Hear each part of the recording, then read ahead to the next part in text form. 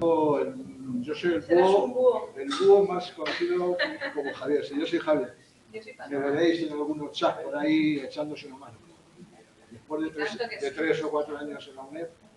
Pero ojo, yo no soy Dios, no puedo dar todas las respuestas, pero si os comentar alguna vez, yo os cuento mis experiencias, que son interesantes.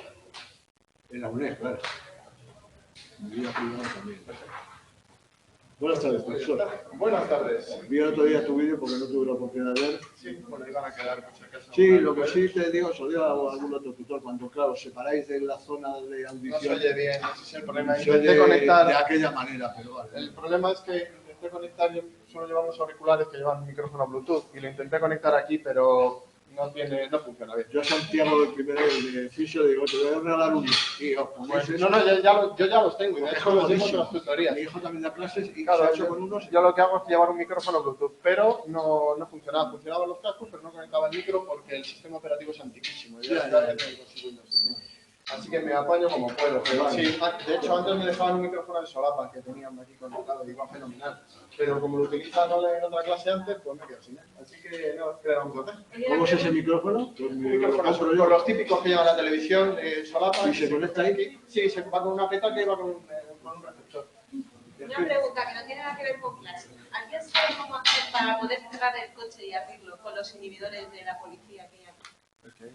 O sea, intento cerrar mi coche y, bueno, es que directamente no... Creo que me pilla un poco fuera de mi área de conocimiento, sí, pero... No digo, igual como... a lo mejor había robado coches antes de...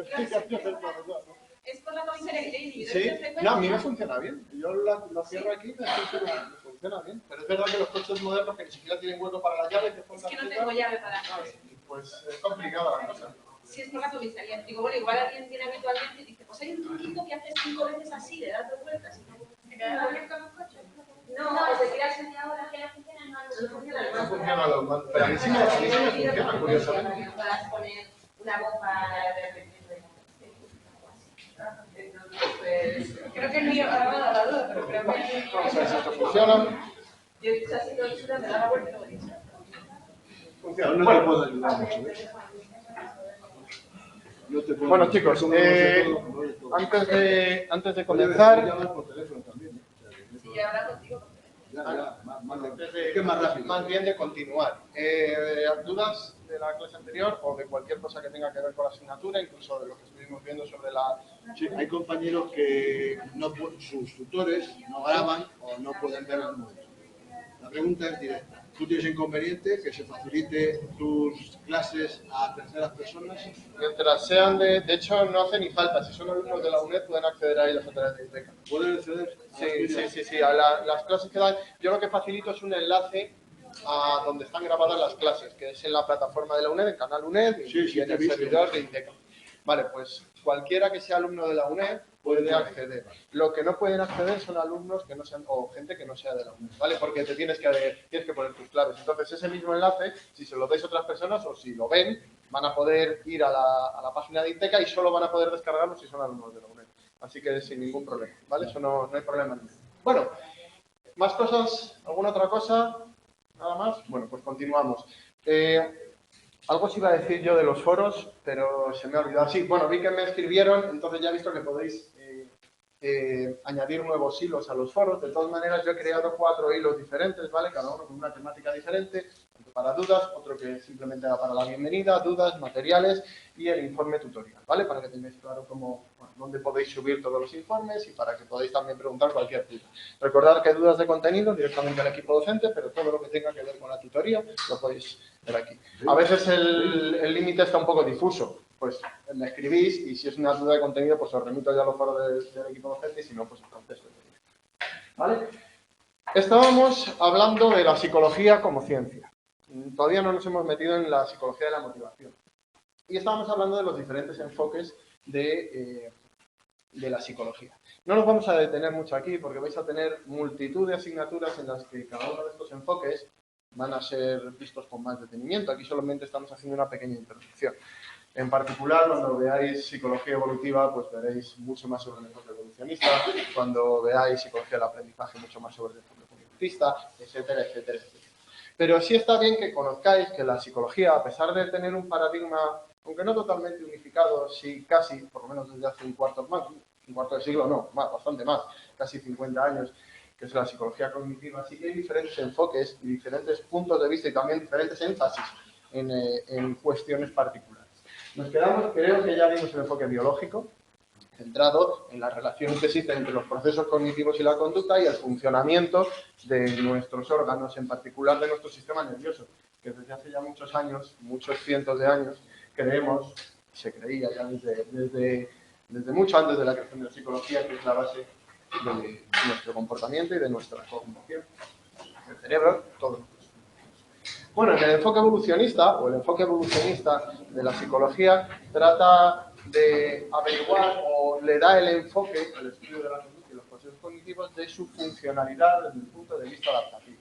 Creo que también os comenté algo de esto y os llegué a decir que nos sirve además como una especie de última comprobación o patrón de oro a la hora de saber si estamos en el buen camino, a la hora de hacer cuáles son las reglas que sigue nuestro sistema cognitivo y sigue nuestra conducta.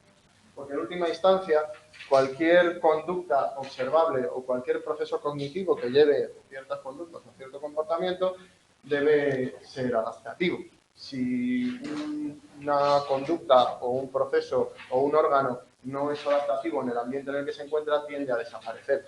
Así que todas aquellas conductas que tenemos, todos aquellos órganos como nuestro cerebro que tenemos, los tenemos, pues básicamente porque en su momento fueron adaptativos, porque fueron útiles para la supervivencia de los individuos cuando, durante un largo periodo de tiempo, pues se fueron formando. ¿Por qué tenemos cerebro, a pesar de que es una de las cosas más incómodas y más peligrosas y más costosas que hay en el mundo natural? Pensar que nuestro cerebro consume aproximadamente el 20% de toda la energía que consumimos a lo largo del día, pero pesa como el 3% aproximadamente, 3-5%, incluso menos. Eso es lo que pesa. Es decir, su consumo energético en relación a su peso es elevadísimo. Cuesta mucho mantenerlo. No es nada barato. Para que podamos tener un cerebro como el que tenemos, que nos permite ciertas conductas o cierta variabilidad y flexibilidad de la conducta, tiene que ser muy ventajoso evolutivamente. Es decir, tiene que permitir a aquellos que lo tengan tener ventajas evolutivas, ventajas adaptativas sobre el resto de seres vivos. En particular, nuestro cerebro lo que nos permite es flexibilidad. Podemos realizar una gran cantidad de conductas que otros seres vivos no pueden o están más limitadas por su cerebro de menor tamaño. Y además nos permite realizar conductas sin tener que utilizar el típico método de ensayo y error. Es decir, nos permite plantearnos cómo sería o qué resultados tendría una conducta en el futuro sin necesidad de embarcarnos en esa conducta. Si habéis hecho 1000 veces planes pensando en lo que puede ocurrir en el futuro, o si esa acción os va a convenir, o si los resultados de lo que vais a hacer van a ser convenientes, incluso contraponiendo diferentes formas de actuar o diferentes planes de acción. Eso lo podemos hacer sin necesidad de embarcarnos en ello, pues gracias a que nuestro cerebro nos permite esas representaciones mentales que nos permiten acceder o nos permiten planificar sin tener que realizar esas acciones. Imaginaos si para cada acción que se os ocurre tuvieseis que probarlo para ver si tiene consecuencias adecuadas o no, o si puede ser peligroso o no.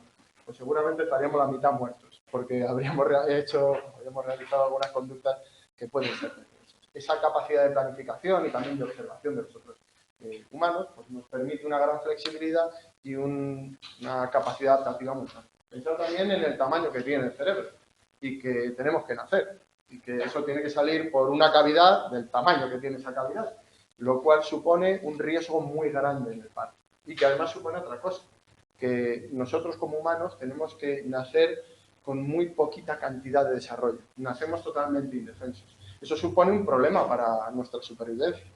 Un ser humano que tiene que nacer prácticamente, iba a decir subdesarrollado, pero eso se aplica a otras cuestiones, pero con muy poco nivel de desarrollo físico. Pensar en otras especies, lo rápido, un caballo nace y a los, 5 minutos se está poniendo de pie y empieza a andar, y en muy poquito tiempo, perros, por ejemplo, que ya a los 3 meses ya los ha destetado la madre y pueden valerse ellos, igual que los pájaros o con cualquier otro ser vivo. Nosotros, como tenemos un cerebro muy grande que si lo dejas crecer más o si dejas a la cabeza crecer más ya no sale, pues necesitamos nacer con un grado de maduración muy pequeño y somos muy vulnerables. Así que para que eso ocurra, para que eso ya se haya mantenido, las capacidades de las que nos dota nuestro cerebro y que nos permiten pues, es una gran flexibilidad a la conducta, que podéis ver en aquellas cosas que pues, el ser humano ha ido consiguiendo a lo largo del tiempo y su evolución tanto natural como cultural, pues nos da unas grandes capacidades. Eso no quiere decir que sea mejor que cualquier otra cualidad o que sea distinta a cualquier otra cualidad de la naturaleza.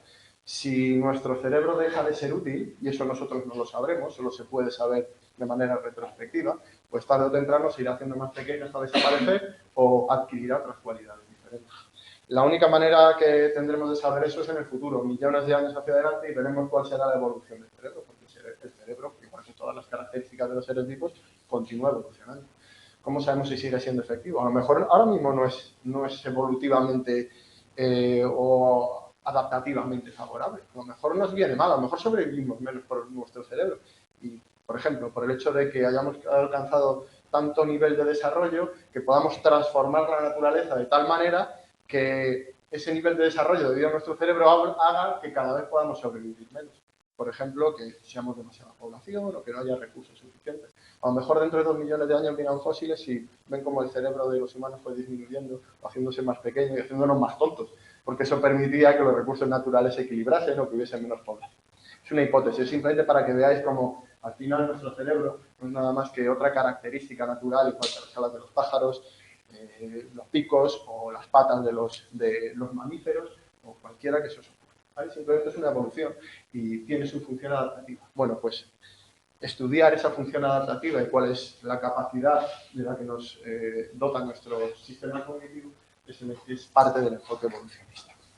En cuanto al enfoque sociocultural, una de las cosas que tiene nuestro cerebro, aparte de las capacidades y la flexibilidad que nos da la conducta, es que ha dado lugar a un fenómeno que no existe en el resto, por lo menos de nuestro ecosistema, de nuestro planeta Tierra, no sabemos si en otros planetas existirá, que es la cultura, la transmisión cultural. Es decir, los humanos hemos generado algo o hemos generado una transmisión de información que va más allá de la transmisión de los genes. Normalmente, en el mundo natural, la manera de transmitir información y de transmitir características y desarrollo es a través de los genes. Se transmiten características que van codificadas en los genes. Nosotros no necesitamos transmitir toda la información en los genes. Nosotros podemos transmitir información a través, por ejemplo, de la escritura, a través del legado cultural. Ese legado cultural hace que cada humano que nazca no necesite volver a aprender todo lo que los humanos han aprendido a lo largo de la historia. No necesite volver a inventar la rueda, no necesite volver a saber cómo crear o cómo funciona el electromagnetismo, por ejemplo, para poder volver a crear el wifi. Lo podemos aprender de lo que nos han dejado nuestros antepasados. Eso no ocurre en ninguna especie de planeta, nada más que los humanos. Eso transforma y genera un nuevo ambiente, un nuevo entorno, que es el entorno cultural, que también afecta a nuestro comportamiento. La manera en que ese entorno cultural afecta, cómo determina nuestro comportamiento, pues es de lo que se encarga el enfoque sociocultural de la psicología. Que no es lo mismo que sociología, ¿vale? La sociología sería, o tendría como enfoque principal los grupos, es decir, cómo se comporta un grupo dentro de una sociedad. La psicología sociocultural tiene como enfoque el individuo, es decir, cómo le afecta el comportamiento del individuo, los grupos o el entorno cultural, ¿vale? No es lo mismo, la diferencia está en el enfoque específico sobre el que actúa o sobre el que se centra cada una de esas diferentes ciencias, en este caso ciencias. Sabéis que la psicología está un poco en un estadio intermedio entre las ciencias biomédicas o ciencias de la salud y las ciencias sociales. Hay parte de la psicología, ahora sabéis que estamos metidos dentro de las ciencias de la salud, ¿no? La psicología es parte de las ciencias de la salud. Pero como ciencia general o como disciplina general, hay partes mucho más relacionadas con las ciencias de la salud, psicología clínica, etcétera, y otras partes que están mucho más relacionadas con las ciencias sociales. Si pensáis en los enfoques culturales o los enfoques educativos, veréis que están mucho más del lado de las ciencias sociales. No es muy relevante para esto, pero viene bien saber dónde está nuestra disciplina y cómo, a pesar de que legalmente se vaya adscribiendo a ciertos lugares, porque hay que hacer clasificaciones de las disciplinas, nosotros estamos en un punto intermedio en algunas situaciones. De hecho, antes estaba dentro del ámbito de las ciencias sociales y jurídicas y se cambió por petición de los colegios de psicología y de gran parte de los expertos en el tema al ámbito de las ciencias, de la ciencia de la salud.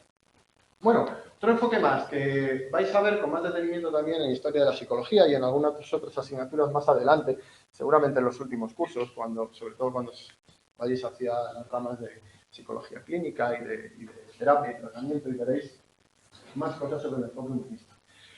De momento, vale con hacer una pequeña introducción que tiene que ver con cómo surge este enfoque. El enfoque humanista surge como una respuesta a la psicología imperante durante ese tiempo, la psicología conductista, la psicología de la primera parte del siglo XX. Ya sabéis, una psicología que abandonó los procesos mentales, abandonó los procesos cognitivos, el interior del humano y el ser humano como determinante de su propia conducta, es decir, los procesos cognitivos como determinantes de su propia conducta, y se centró solamente en las relaciones que había entre la estimulación externa y las respuestas, es decir, cómo el entorno físico determinaba nuestra conducta. Y los psicólogos humanistas, también vamos a ver aquí en esta misma asignatura un poquito más adelante, bueno, pues rechazan esa concepción tan rígida, tan estereotipada, tan reduccionista del ser humano. Y piensan que para entender a una persona hay que entender toda la globalidad de sus procesos. Hay que entender su entorno, tanto su entorno físico como su entorno cultural, hay que entender sus deseos, hay que entender sus objetivos, hay que entender mucho más de ella, hay que entender sus creencias, sus valores, es decir, todo lo que conforma a la persona. Es un enfoque que ha tenido mucha influencia en el ámbito de la psicología clínica y de la terapia y del trato con los clientes o pacientes, dependiendo de cómo lo veáis y del ámbito que sea. Pero desde el punto de vista de la psicología científica ha tenido mucho menos impacto, porque gran parte de lo que ellos han estudiado y de los trabajos que se han realizado bajo este ámbito, pues tenía graves deficiencias metodológicas, sobre todo.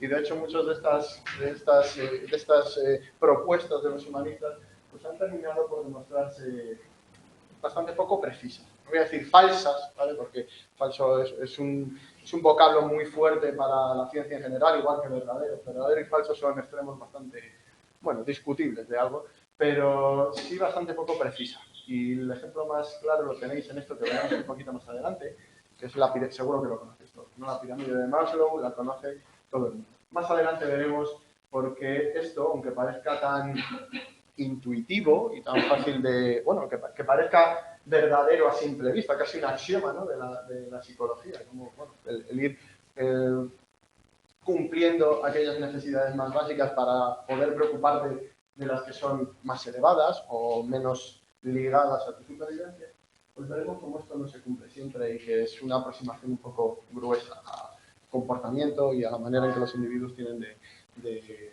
realizar su actividad cotidiana. Bueno, y por último ya conocéis, ya hemos hablado sobre eso, sobre el enfoque psicodinámico. Ya sabéis que en la carrera de psicología no se estudia demasiado el enfoque psicodinámico, nada más que en su faceta histórica, por la importancia histórica que tiene el enfoque psicodinámico. No es una vertiente científica de la psicología, es más importante, como ya os dije, en ámbitos relacionados con la medicina, donde las escuelas psicodinámicas se han mantenido durante mucho tiempo y bueno, hay cursos específicos de ello y escuelas específicas que se dedican a ello, pero las facultades de psicología lo han desterrado un poco en sus planes de estudio por su falta de rigor científico. Ya sabéis que para Freud y sus seguidores más adelante, la conducta es el resultado de pulsiones inconscientes, es decir, una especie de tensión entre nuestra persona consciente, lo que somos, nuestro yo, el super yo, que serían las limitaciones sociales y la cultura que nos rodea y que impone ciertas reglas sobre nosotros, y nuestros verdaderos deseos o pulsiones, que serían el yo, aquella parte inconsciente. Y que esa tensión entre aquello que deseamos y esas reglas sociales que nos constriñen y que nos oprimen, se resuelve a través del yo normalmente mediante conflictos y mediante pues, lo que da lugar a las patologías. A pesar de, como ya os expliqué también la semana pasada, no ser o no tener una metodología científica, sí tiene una gran importancia y pensar sobre todo en el lugar y en el momento en el que surge la psicología o el enfoque psicodinámico freudiano. Pensar que estamos en la Inglaterra victoriana, en una época muy puritana, una época en la que la religiosidad y los corsés sociales eran muy importantes, sobre todo para las mujeres, una sociedad profundamente machista. Y fijaros en los problemas que Freud descubrió que eso acarreaba. Es decir, lo que pensó Freud era bastante lógico en su época. Pensar que una sociedad que oprime a las personas y en especial a las mujeres, que unas personas que, como él ya había estudiado durante mucho tiempo, porque ya existía la fisiología de los instintos, de los impulsos, es decir, ya se conocían bastantes cosas sobre cómo funciona nuestro comportamiento, sobre instintos en otros animales y en los humanos, sobre los instintos o las necesidades de sexo, de alimentación, de todas esas necesidades e instintos que son innatos en nosotros y que son comunes a todos los animales. Y que él pensaba que en nosotros eran pulsiones inconscientes que la sociedad, pues, de alguna manera constreñía o impedía que se realizase. Y nuestro yo consciente, pues, tenía que luchar. Desde ese punto de vista histórico es muy interesante porque nos habla de una época, nos habla de un momento específico y de cómo era esa sociedad.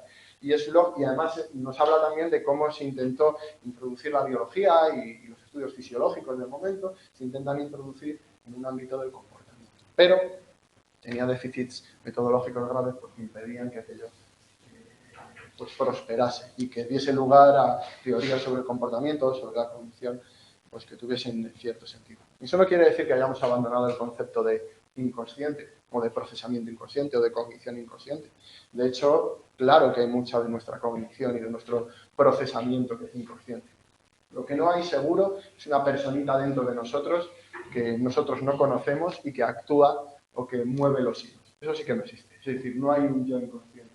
Pero pensar en vuestro día a día y pensar como la mayoría de las cosas que hacéis son completamente inconscientes. Cuando vais andando seguro que no sois conscientes de cada músculo que movéis, ni de cada sinapsis cerebral que mueve vuestros músculos. Cuando os habrá pasado alguna vez que vais conduciendo a un sitio que ya conocéis y que vais pensando en otras cosas y que cuando os queréis dar cuenta habéis llegado y habéis hecho una cantidad de movimientos tremenda y no sabéis muy bien cómo he llegado yo hasta aquí, cómo he conseguido llegar yo hasta aquí si voy pensando en otra cosa. Veréis que gran parte de vuestro procesamiento cognitivo no es consciente, pero eso no quiere decir que haya una especie de homúnculo o señor pequeñito que maneje los hilos. El tipo de procesamiento inconsciente es distinto, mucho más mecánico, quizá mucho menos romántico que el que pretendía Freud, pero bueno, sí es verdad que mucho más. ¿Sí? ¿La interpretación de sueños se considera inválida en la actualidad? Sí, no tiene mucha base, por no decir ninguna base científica. Es decir, los sueños, veremos algo sobre sueños aquí, ¿vale? Y veréis que, esto sí me voy a arriesgar un poquito a deciros algo más contundente. Los sueños no tienen significado, ¿vale? Los sueños son una playa de activación cerebral que ocurre durante unos momentos determinados y que tiene que ver con lo que ya existe en el cerebro y con activación de núcleos que luego están durante el día activos. Sí, te hago un comentario, yo se lo hago a todos vosotros. Hay veces que se pregunta y no se oye la pregunta. Entonces tú estás respondiendo y el que está en Tienes toda la razón. Entonces, entonces, si te parece oportuno, estos son sugerencias. Repetir la pregunta. Es decir, mira, una compañera vuestra en clase me ha preguntado sobre ¿Cómo se nota que has escuchado la primera clase online? Como dice vuestro compañero, la pregunta era sobre los sueños y sobre su contenido, su significado y su interpretación. Y básicamente la interpretación sigue en vigor tiene que ver con esto. Y se sigue en vigor la... No sigue, claro, efectivamente, y si sigue en vigor la interpretación de Freud. No, evidentemente no sigue en vigor. Hay reductos, como yo os digo, esto no es una cuestión de todo, nada. A veces uno piensa que no siga en vigor esa interpretación quiere decir que no existan núcleos donde eso se siga interpretando, y sí los hay. Muchas escuelas psicodinámicas que siguen aplicando estos métodos y que tienen muchos clientes, de hecho, y son bastante fructíferas y productivas en cuanto por lo menos al dinero que generan. Más suelen agarrar bastante a los clientes, eso no tiene fin, la terapia psicodinámica, estás toda la vida con ellos. Así que no les va mal. Pero, mira, me parece que ya han entrado. Voy a ver si ya han podido entrar. Hola chicos, sí, ya lo sé, a los que estáis en internet, perdonad, por un segundito. Hemos cambiado el horario de la tutoría, ya os mandé un mensaje, pero en Academos no han cambiado el horario al que podéis acceder. Pero no os preocupéis porque he dejado grabando esto, así que podéis ver lo que falta en el... bueno, pues cuando termine la clase, ¿vale? Tened en cuenta que como tengo que compartir pantalla y no puedo poner dos pantallas, pues voy a tener no voy a empezar, ¿vale?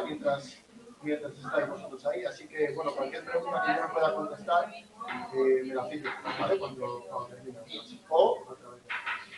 Venga, seguimos, que terminamos ya con el tema 1.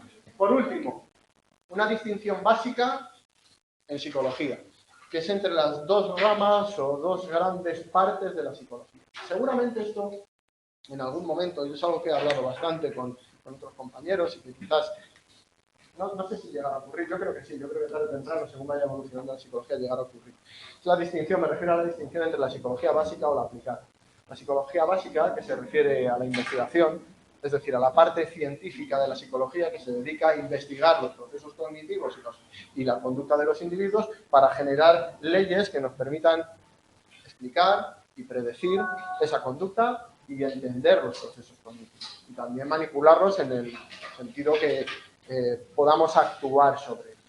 Y por otro lado, una parte de psicología aplicada que utiliza ese conocimiento para aplicarlo en diferentes ámbitos, a diferentes partes de la sociedad, con la mejor de las intenciones y esperemos también con el mejor de los resultados.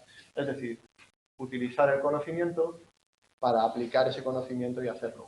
Es exactamente la misma división que hay en todas las ciencias. Cuando la física o la biología estudian el funcionamiento del universo o de los seres vivos, otras profesiones separadas, por ejemplo los ingenieros, pues utilizan esos conocimientos para aplicarlos y para crear tecnología. Es la diferencia que puede haber entre ciencia y tecnología. Mientras que la psicología básica sería una ciencia, la psicología aplicada sería una tecnología basada en esa ciencia. Igual que los médicos utilizan el conocimiento biológico o el conocimiento de otras ramas, pues para crear tecnologías o para realizar procedimientos que sean aplicables y que lleguen a la sociedad. ¿Por qué digo que hay algo de diferencia con otras ciencias y que creo que tarde o temprano ocurrirá una diferenciación entre ellas? Bueno, pues porque como habéis visto en las ciencias que os he hablado, hay diferentes carreras y diferentes especializaciones cuando uno se quiere dedicar a la ciencia básica, carreras de ciencia básica como la física, biología, etcétera, etcétera, y también carreras de ciencia aplicada, como podrían ser, por ejemplo, el mejor ejemplo son en este caso las ingenierías o la medicina, donde uno aplica lo que se ha generado como ciencia básica para... Voy a bajar un poquito el volumen de esto porque si no nos vamos a volver.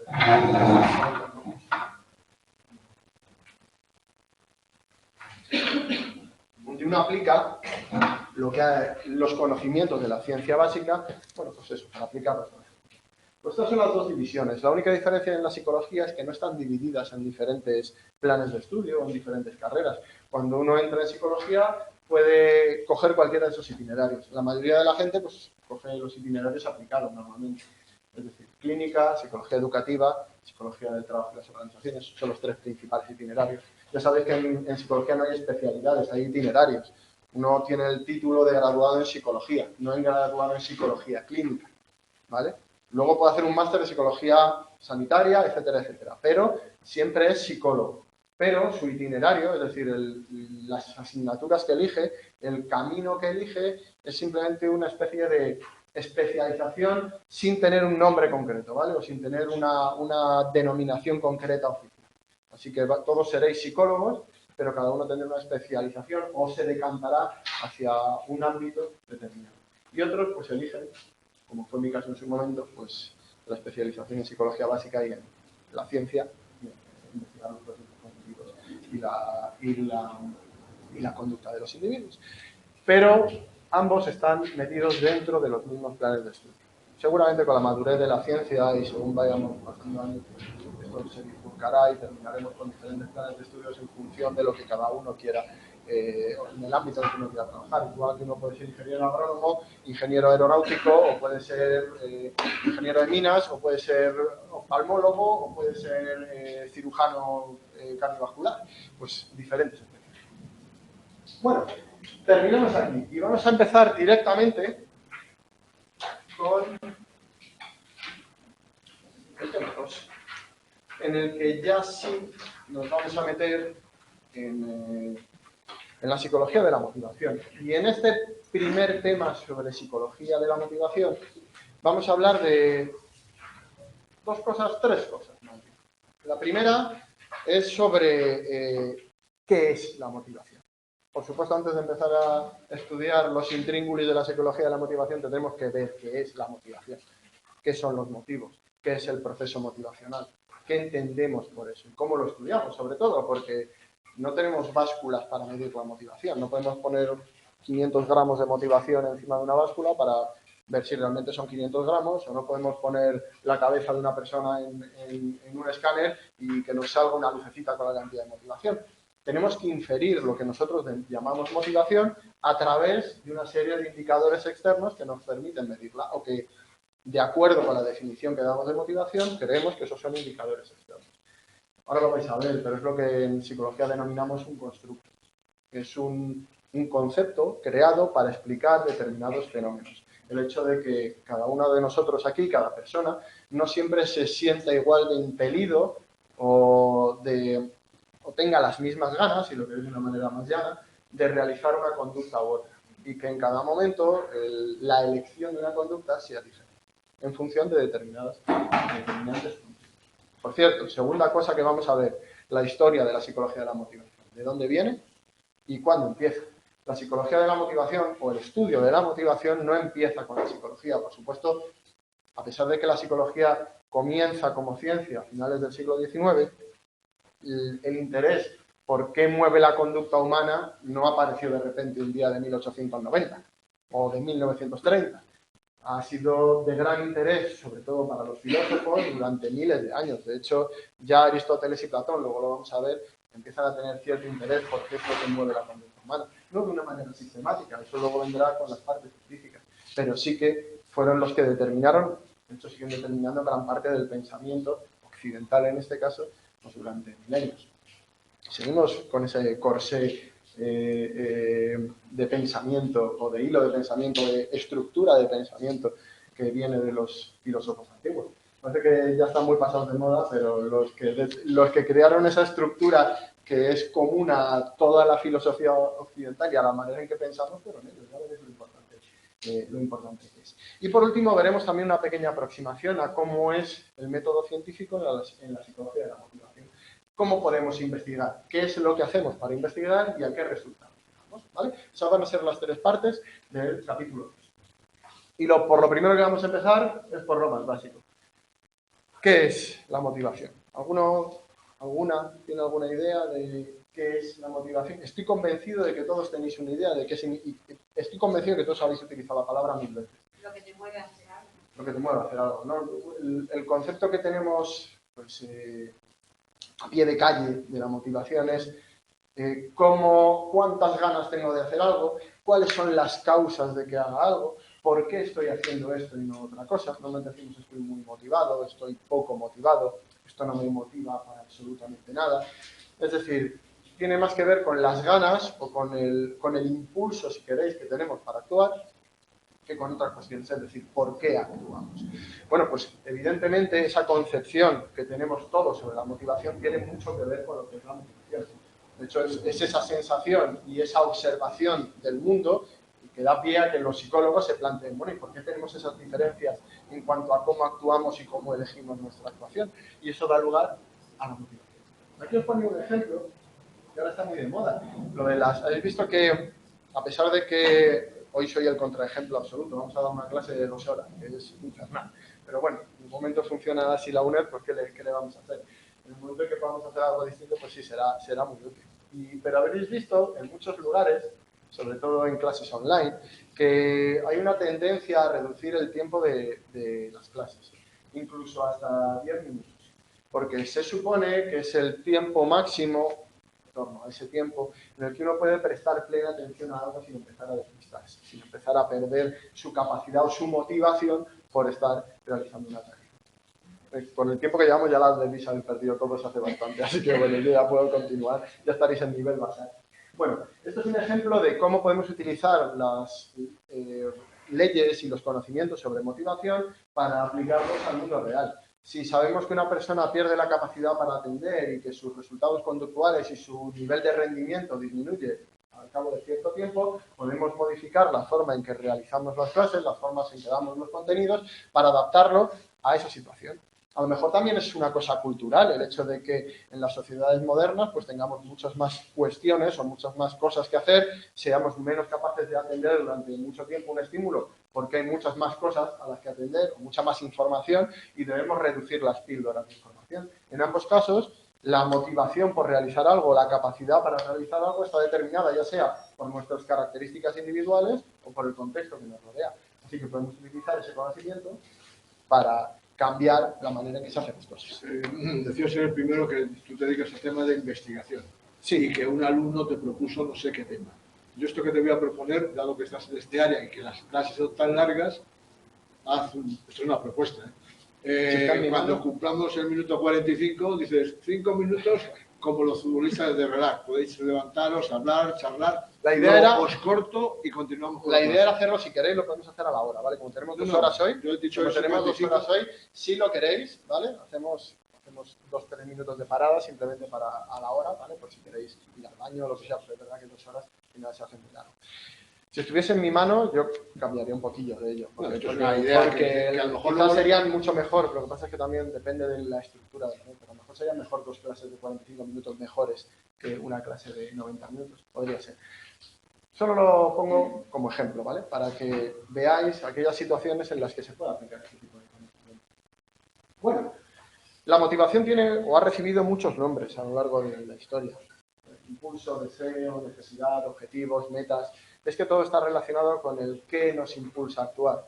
Nos impulsan a actuar las metas o los objetivos que tenemos, que son el fin de algo, es decir, el fin de nuestra conducta, lo que pretendemos conseguir, están al final del proceso. Pero también nos impulsan a actuar las cosas que están antes, las necesidades. Si uno tiene hambre, pues eso le va a impulsar a buscar comida, seguro. Si no tiene hambre, pues seguramente no vaya a desarrollar esa conducta. Pero, ¿cuál es la meta de esa necesidad o de ese deseo? Pues el conseguir comida, que será el objetivo.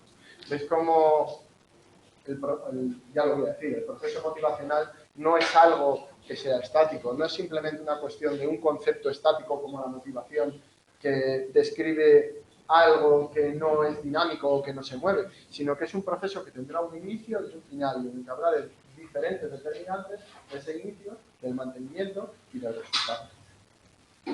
Y por supuesto, y esto también lo habréis notado en vosotros mismos, no es un proceso binario, no es una cuestión de todo o nada, no es una cuestión de o tengo muchas ganas de hacer cosas o no tengo ganas de hacer cosas, o hago o no hago. Los seres vivos estamos en constante actuación. Todo lo que hacemos es hacer algo. Incluso no hacer nada es una elección, es elegir no hacer nada. Porque no hacer nada es una conducta, exactamente igual que otra. Es decir, que nuestra motivación para hacer o para actuar dependerá de los momentos y de las conductas determinadas y de las situaciones determinadas. Que no estemos motivados para hacer algo no quiere decir que no estemos motivados para nada. De hecho, si no estamos motivados para nada, estamos motivados para una cosa, para no hacer nada. Que es una motivación muy importante también. Así que tener en cuenta siempre 2 cosas. Uno, que los seres vivos siempre están en constante actividad, aunque no hagan nada. Y segundo, que la motivación o la forma en que actuamos o lo que impulsa nuestra actuación no es una cuestión de todo o nada, sino que fluctúa, va modificándose hacia una dirección o hacia otra y también en diferentes momentos en función del contexto, de nuestras características personales o de otras situaciones. Es lo que denominamos un flujo permanente, que no solo inicia, sino que además dirige la conducta. Esas serán las 2 partes específicas de la motivación que vamos a ver más adelante y que son las que definen el proceso motivacional. Por un lado, la activación, es decir, el por qué iniciamos la conducta y el grado de impulso o de energía para realizar una conducta, y por otro lado, la dirección. Uno es un concepto energético no en el sentido de energía como pueden tener los electrones o como puede tener el campo electromagnético, ¿vale? Es un eufemismo para señalar ese impulso que tenemos, ese grado de activación fisiológica que nos lleva a realizar determinadas conductas. Cuando hablamos de energía hablamos en ese sentido, ¿vale? No toméis de manera literal, no es ninguna energía mística que surja de nosotros, es simplemente ese grado de activación fisiológica, si lo queréis llamar así, de arousal o otros conceptos que se han utilizado. Esa es la parte activadora de la motivación. Pero también tenemos otra parte, que es la direccionalidad, porque uno puede estar muy activo pero puede tener una gran cantidad de cosas que puede hacer. Seguro que os habéis encontrado también situaciones en las que tenéis que decidir entre múltiples cursos de actuación. Bueno, pues parte del proceso motivacional también es decidir qué curso de actuación vamos a llevar. Si vamos a hacer una cosa u otra, si vamos a venir a clase para intentar graduarnos, o si vamos a acabar tirados en una cuneta. No está exagerado. Porque un día vengáis o no os queréis estudiando, no vais a acabar tirados en una cuneta. Pero andad con ojo, por si acaso. Bueno, ¿cuál es el proceso motivacional? ¿O qué es el proceso motivacional? Pues es uno de los procesos psicológicos básicos. ¿Os acordáis que vimos en la tutoría anterior los procesos psicológicos básicos? Los diferentes procesos cognitivos, los diferentes constructos que hemos creado dentro de la ciencia psicológica para explicar cómo actuamos los humanos, cómo es nuestro comportamiento y también el resto de seres humanos. Pues uno de ellos, uno de los procesos que se denominan activadores, es el proceso motivacional o lo que denominamos motivación. Y que nos dice el porqué, o intenta investigar el porqué de nuestra conducta y el hacia dónde se dirige. Todo empieza con un nivel de activación determinado por algo, ya sean por nuestros objetivos, por nuestros deseos, por nuestras necesidades, que da lugar a una serie de diferentes posibilidades de conducta. Una serie de procesos cognitivos determinarán, en función del contexto, de la experiencia previa o de nuestros impulsos, necesidades, características personales, qué dirección tomará nuestra conducta. Este mismo impulso o energía, una vez tomada una dirección, es lo que mantendrá esa conducta. Porque la conducta no solo tiene que iniciarse, tiene que mantenerse. El mismo ejemplo que tenéis aquí. Cuando os habéis matriculado en esta asignatura, no vale solo con matricularse, ese es el impulso inicial, la activación. Ya habéis tomado también una dirección que es realizar esta asignatura o esta carrera. Pero ahora hace falta persistir en esa tarea.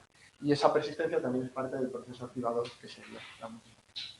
Y por último, llegaremos a la conducta final, o a la finalización de esa conducta, o a la consecución del objetivo, que es la finalización de la activación, o de la necesidad, o del deseo que llevó a eso. Pues esto sería el proceso motivacional. Básicamente es esto.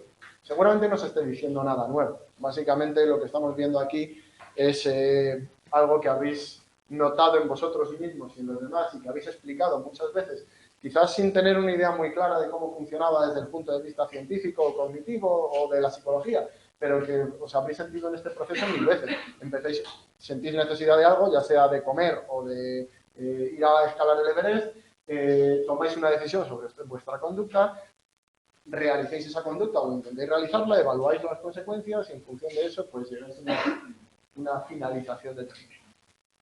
Bueno, ¿qué términos tenemos asociados o solemos utilizar asociados al concepto de motivación? Y que tienen una característica muy importante, que os he dicho también antes, que es que no son observables. Porque todo esto está muy bien. Vale, sí, en función de mi nivel de motivación, pues voy a embarcarme en unas conductas o en otras, y en función de las alternativas que tenga, pues lo haré de una manera o de otra, según lo que yo espere o el objetivo que yo espere conseguir. Pero ¿cómo medimos eso? ¿Qué hacemos con los instintos, las necesidades, los impulsos, los incentivos? Es que instinto, necesidad e impulso parece que está al inicio, ¿no? Surge una necesidad, tengo un impulso determinado por hacer algo y eso va a energizar la conducta, llevarme a realizar la conducta. Parece que un instinto está más relacionado con mi herencia genética, ciertos impulsos que son innatos o ciertas necesidades que son innatas. También los veremos en un tema más avanzado, en un capítulo más avanzado. Parece que los incentivos están al final de la cadena. Lo que yo consigo o lo que pretendo conseguir realizando esas tareas o esas conductas que se originaron por necesidades, por impulsos o instintos. Lo que tenemos aquí es un constructo hipotético. Es lo que denominamos en psicología un constructo hipotético. Solo puedo inferirlo a través de lo que sucede en el medio ambiente, a través de los sucesos observables. Volvemos al mismo problema que tenían los primeros psicólogos, recordáis la psicología mentalista de William James, de William Wood, que tenían un problema porque ellos pretendían investigar los procesos mentales, investigar la consciencia, cuáles son los átomos, las estructuras básicas de la consciencia y de la mente, pero claro, eso no se podía observar. Así que, ¿qué hacemos? ¿Cómo transformamos lo que ocurre aquí dentro y que no es medible en algo que podamos observar o lo que podamos experimentar y que podamos transformar en leyes empíricas y en constructos que sean científicos? Utilizamos el método científico y lo que utilizamos es medir aquellos correlatos observables de lo que nosotros pensamos que es la motivación. Cuando una persona, vamos a hacerlo más sencillo todavía, vamos a hacerlo con animales, ¿vale? Que se hace mucho esta investigación motivacional en animales. Cuando una rata tiene hambre, ¿qué esperamos de una rata que tiene hambre? Que busque comida. ¿Y una rata que no tiene hambre? Pues que no busque comida, seguramente hará otras cosas, pero no buscar comida, seguramente. Quiere decir que una conducta observable, que es la cantidad de comida ingerida o el ansia con que busca comida, puede ser un indicador del nivel motivacional. Así que lo que buscamos son indicadores observables del nivel motivacional. Inferimos que el nivel de motivación es alto cuando ciertos indicadores, conductas, son altos. Y lo que hacemos es variar las condiciones antecedentes para ver si esas variaciones dan lugar a variaciones en las conductas. Es decir, puedo coger una ratita, dejarla sin comer 3 días y ver cuánto come. O darle de comer la hora antes muchísimo y ver cuánto come. Como el nivel de necesidad es distinto, como el contexto anterior es distinto, cambia también su conducta, puedo inferir que su nivel de motivación es diferente en función de la cantidad de comida. Es decir, una rata está motivada para comer cuando tiene hambre. Y que el impulso o la motivación por comer será mayor cuando tiene una necesidad específica, que en este caso es el tema. Eso es un tema, perdona que te corte, sí. Eso es un tema que también tiene mucho que ver con la supervivencia, en realidad, ¿no? Sí, será parte de los motivos primarios que veremos más adelante. Cuando lleguemos a la parte específica, veremos una división entre motivos primarios que tienen que ver con la supervivencia y que se dan en todos los seres vivos, y motivos secundarios que ya no tienen que ver tan directamente con la supervivencia y que normalmente solo se dan en humanos o en algunos animales superiores, con ciertas características, y que no están ligados directamente pues, a las funciones fisiológicas básicas o a la supervivencia del individuo o de la especie, ¿vale? Pero sí, en este caso sería un instinto, una motivación primaria, ¿vale? Bueno, ¿qué es entonces lo que pretendemos averiguar? Pues qué es lo que ocurre dentro del organismo. ¿Os acordáis de este modelo cuando hablábamos del modelo conductista que solo incluía estímulos y respuestas, es decir, los antecedentes y los consecuentes? Es un modelo mecanicista, un modelo que, según las condiciones antecedentes, las leyes pronosticaban que ocurrirían unas respuestas determinadas y que la modificación en las condiciones estimulares da lugar a modificaciones en las respuestas. El modelo cognitivo, necesario, por supuesto, para estudiar la motivación, porque la motivación no se puede pesar y no se puede ver, nadie puede ver la motivación ni en un escáner, ni la puede pesar, ni puede hacer nada con ella, pues es necesario investigar o tratar y averiguar cómo funciona nuestro organismo, en este caso nuestro cerebro. Esta O grande tiene que ver con nuestro sistema nervioso, que es el que suponemos que está detrás de estos fenómenos. Es decir, que admitiendo la existencia de la motivación o de otros procesos cognitivos, lo que estamos admitiendo es que existen fenómenos mediadores entre lo que viene del entorno, es decir, los estímulos antecedentes, y las respuestas que damos. Y que entre medias se transforma la información, y que esa información se transforma siguiendo una serie de procesos que realiza nuestro cerebro y que tienen que ver con nuestros propios cognitivos, con lo que nosotros comúnmente llamamos pensamiento o cognitivo, ¿vale? Eso explicaría, o por lo menos en parte, explicaría el comportamiento, lo que ocurre dentro de nuestro cerebro, los diferentes procesos cognitivos. Bueno, vamos a hablar ya no solo de qué es la motivación, sino de qué función cumple o qué funciones cumple la motivación. Evidentemente, esto es bastante obvio. Si uno no tiene ningún impulso por actuar, es bastante difícil sobrevivir. Así que la primera función es una función adaptativa. Si necesitamos o si tenemos que cumplir o, mejor dicho, dar cumplimiento a una serie de necesidades, tendremos que tener algún proceso o habremos desarrollado a lo largo de la evolución algún proceso que nos permita tener un cierto impulso, una cierta activación que nos permita a su vez actuar sobre el entorno. Así que el primer objetivo es la adaptación al ambiente. En todos los seres vivos, no penséis aquí solamente en humanos, ¿vale? Todos los seres vivos tendrán algunos mecanismos que les permitan actuar sobre el ambiente y que les lleven a actuar en mayor o menor medida en una dirección concreta. Pero además, en el caso de los humanos, la cosa se complica muchísimo más, porque no solo tenemos ese ambiente físico y esas necesidades fisiológicas o biológicas primarias que tienen que ver con la supervivencia, sino que además nuestro ambiente cultural nos impone, y nuestro contexto cultural y social nos impone otra serie de necesidades que a lo mejor están menos ligadas de manera directa a la supervivencia, pero que también son importantes para nosotros. Por ejemplo, vuelvo al mismo ejemplo de siempre, el hecho de que estéis aquí. ¿Cumple alguna función de supervivencia básica el hecho de que queráis ser psicólogos? Pues no directamente. A lo mejor, si empezamos a unir cosas en la cadena, a lo mejor sí, porque eso permitirá que a lo mejor luego tengáis un mejor trabajo, que ganéis más dinero y eso haga que vuestros genes se expandan más. Bueno, pues puede ser. Pero no directamente con la supervivencia. Si uno no come, se muere. Eso es así, ¿vale? O si no bebe, se muere. Pero si uno no estudia psicología o si uno no aprende a conducir, no se muere. Pero sí puede ser un objetivo personal. Es decir, esto añade capas de complejidad al comportamiento humano. Pero en el fondo sigue los mismos principios que siguen todos los seres vivos. Con un grado de complejidad que yo digo muy elevado. Bueno, ya tenemos el proceso motivacional, pero como el proceso motivacional es muy complejo, luego se plasma en una serie de motivos específicos. Y esa serie de motivos específicos son los que dividimos en dos partes y que veremos cada uno en su tema, en su capítulo correspondiente.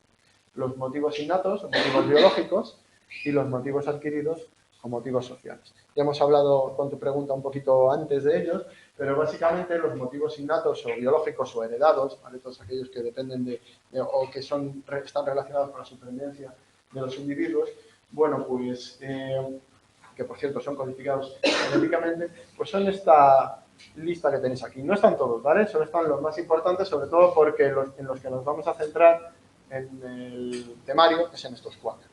El hambre, la sed, el sueño y el sexo, que son los cuatro motivos primarios, básicos y fundamentales que son comunes a todas las especies. Y seguro que veis alguna diferencia entre estos cuatro. Hay uno que no pega demasiado o que... ¿No hay alguno que nos parece que no tenga que ver con la supervivencia? El sexo, pero sí, claro. El sueño. No, el sueño sí, el sueño que hay que soñar para... O sea, hay que soñar no, hay que dormir para sobrevivir. Pero sí, estos tres parece que están muy relacionados. Hambre, sed y sueño están relacionados con lo mismo. Si no lo haces, te mueres. Pero se puede vivir sin sexo, ¿no? Ya, pero no te reproduces si la especie es esta. Eso es. La cuestión es que... No, no lo permitáis, por favor. no lo permitáis. Tranquilo, Ha dicho que se puede vivir sin sexo, yo sabes lo que quiero decir, ¿vale? Se puede, otra cosa es si vale la pena. Pero bueno, lo importante, ¿qué diferencia hay entre los tres primeros y el último? Pues que el primero se refiere a la supervivencia del individuo y el último se refiere a la supervivencia de la especie. En este caso, de las especies con reproducción sexual, lógicamente, solamente, ¿vale? No de las amebas. Pero básicamente estos tres se refieren a la supervivencia del individuo y este a la supervivencia de la especie. Los motivos sociales o los motivos adquiridos ya no tienen que ver directamente con la supervivencia del individuo. Son motivos que tienen que ver con, como os he dicho antes, con nuestro ambiente cultural y social. Es decir, son generados específicamente por los humanos por la creación de un ambiente que va más allá del ambiente físico, del contexto físico, del contexto natural, que es nuestro contexto social. Y por lo tanto no nacemos con ellos, aunque sí nazcamos con ciertas predisposiciones y características que nos llevan a tenerlos en mayor o menor cuantía. ¿Vale? Si hay predisposiciones, luego los temas que lo veamos lo veremos con mucho más detenimiento. Predisposiciones específicas, es decir, innatas, que nos llevan a tener un mayor nivel de motivación de logro, poder o afiliación. Pero veréis que en gran parte, o por lo menos una parte muy importante, no están determinadas de manera innata, sino que se aprenden a lo largo del ciclo vital por nuestro contacto con otras personas, por nuestra educación y por los procesos de aprendizaje. Y que, por lo tanto, solo aparecen en el ser humano. Quizás alguno de ellos pueda aparecer en otros animales, como os he dicho antes, animales superiores, sobre todo grandes primates, ¿vale? Hay primates que tienen cierto ambiente social, otros animales también, como los delfines, y que podría discutirse en qué grado tienen ciertos componentes de afiliación, poder, logro, ¿vale? Sobre todo afiliación y poder, que son los más comunes en la naturaleza. Pero en general, en sus formas máximas, relacionadas con la cultura, pues se dan sobre todo el ser humano. Y nosotros nos vamos a limitar en estos a estudiar al ser humano, ¿vale? Que es en este caso lo que más nos interesa. Aquí tenéis algunos ejemplos de situaciones en las que entran en conflicto motivos innatos y motivos sociales. Porque muchas veces los motivos sociales son tan poderosos que incluso entrando en conflicto directo con motivos innatos, que recordad tiene que ver con la supervivencia del individuo, aún así son más fuertes y llevan a actuar incluso en contra de esos motivos innatos. Por ejemplo, en enfermedades como la anorexia, donde uno o una persona deja de alimentarse, incluso en situaciones que ponen su vida en peligro. A pesar las motivaciones que están detrás, no me voy a meter en ellas porque la cuestión sobre las enfermedades mentales, la anorexia y otros procesos son muy, muy complejas. Pero quiero que cojáis el concepto básico, el hecho de que una motivación, una característica específica, una motivación específica, puede llevar a incluso sobrepasar aquella que es primaria y que es básica para la supervivencia.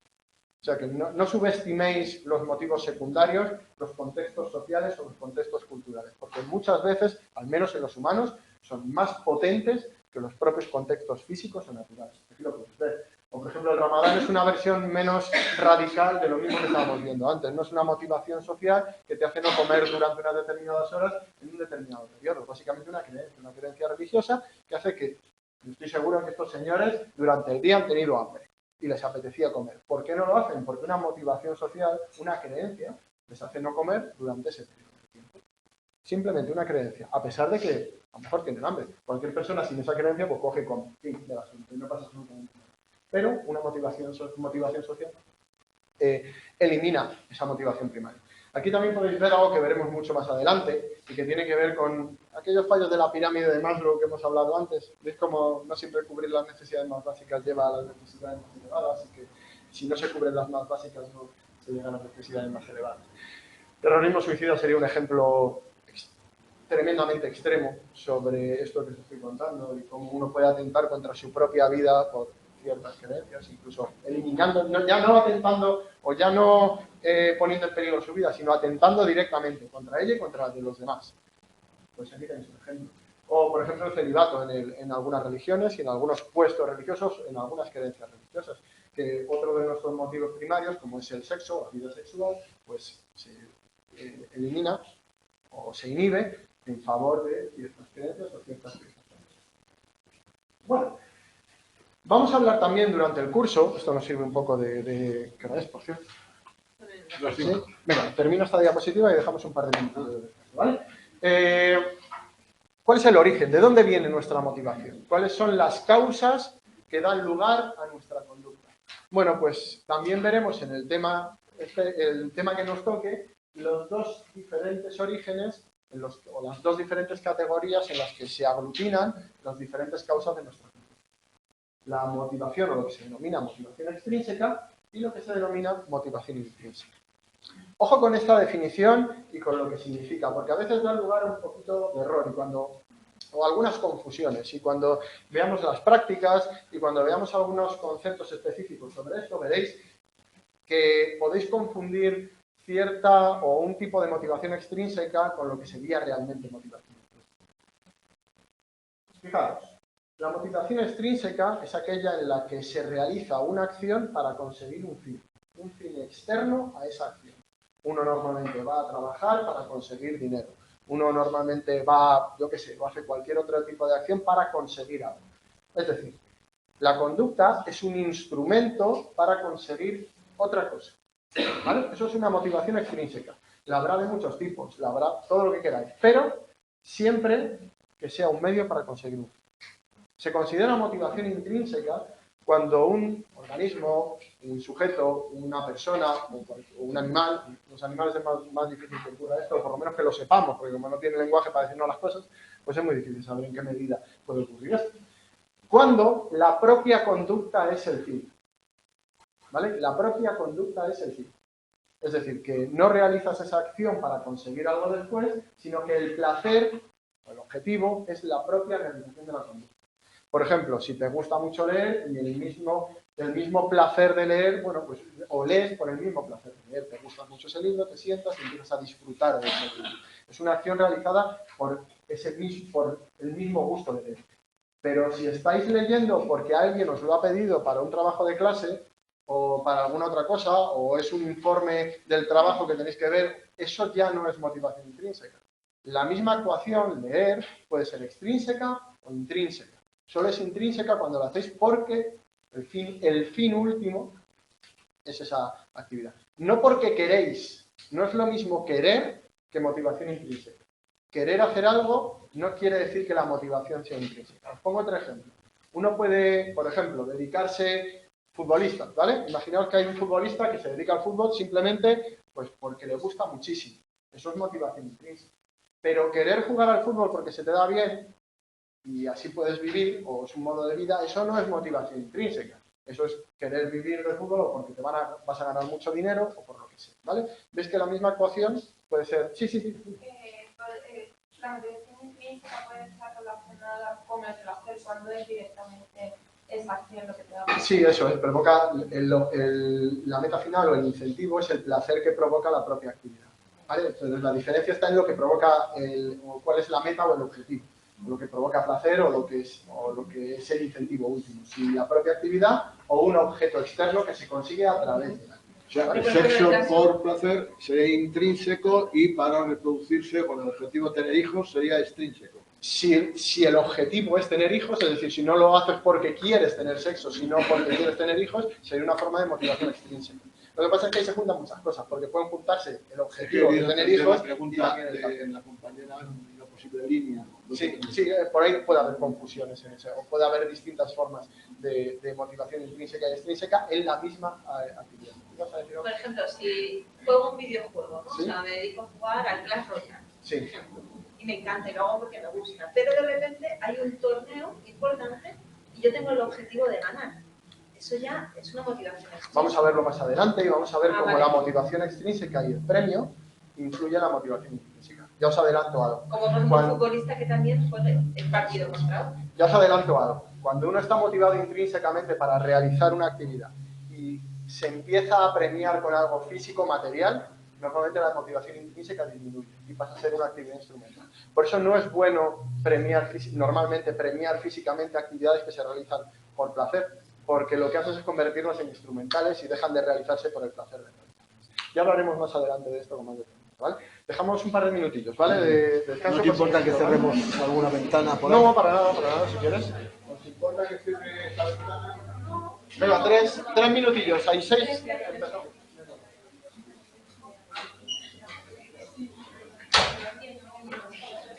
Chicos, los que estáis en internet, los que estáis online, que paramos 3 minutillos simplemente, pues bueno, podéis para vosotros lógicamente, si queréis ir al baño, cualquier cosa, ¿vale?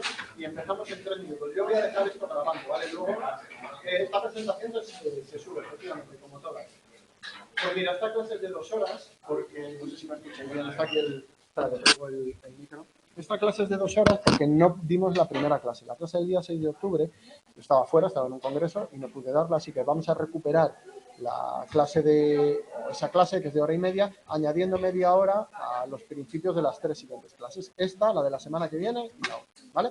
Por eso, pero vamos, van a quedar grabadas por si acaso no podéis meter o por si acaso no podéis, ¿vale?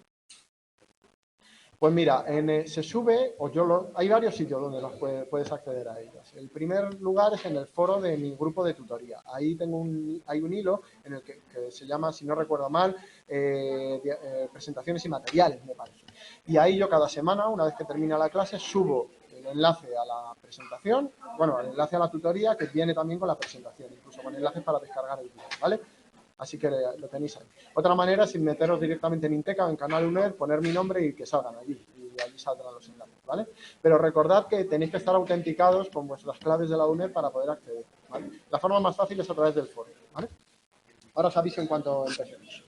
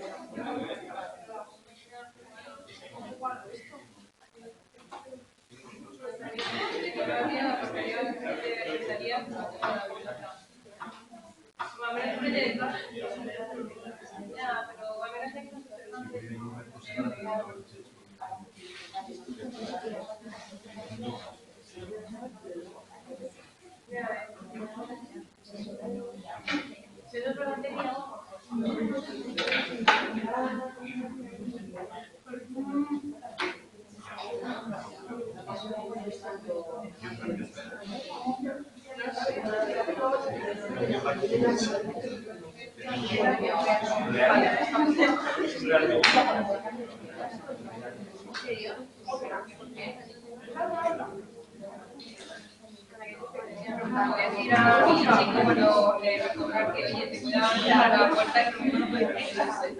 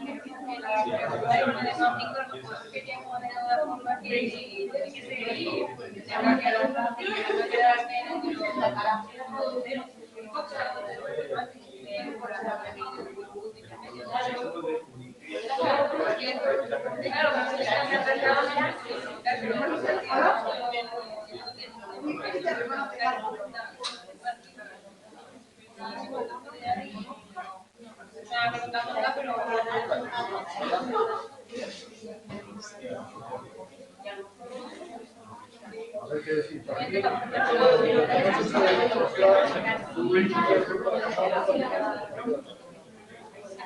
Bueno, el comentario de WhatsApp, yo sé que podéis, me imagino que tenéis con vosotros, pero los oficiales en la plataforma.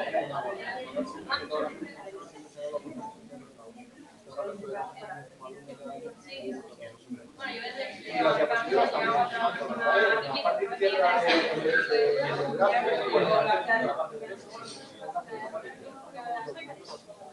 tenéis para bajar el audio, para bajar el audio, ¿vale? Solo tenéis que bajar. Así que podéis ver.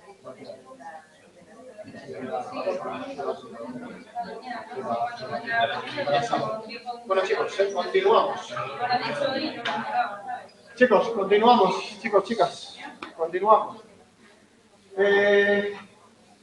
Nos fijaremos también a lo largo del curso en las relaciones de la motivación. Esto es en el tercer bloque de contenidos de lo que vimos en la primera clase, en la primera tutoría.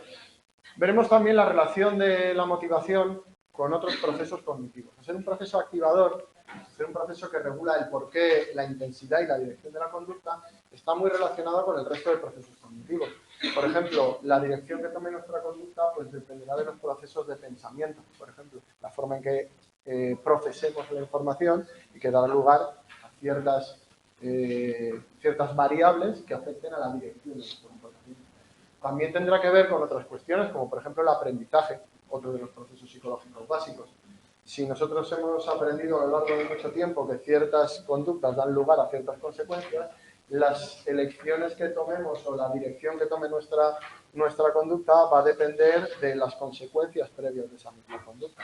Así que, como veis, también, por ejemplo, con el lenguaje, hay una manera muy sencilla de que actuemos, que sea a través de la interacción con otras personas, que actúan como contexto y como variables causales de nuestro comportamiento. Seguramente mucho de vuestro comportamiento a lo largo del día esté determinado por la interacción con otras personas y cómo interactúan a través de nosotros y de la comprensión del lenguaje, por ejemplo, ¿vale? Se me están ocurriendo, o por ejemplo los procesos perceptivos. Bueno, pues eso también determina qué llega a nosotros de nuestro contexto físico.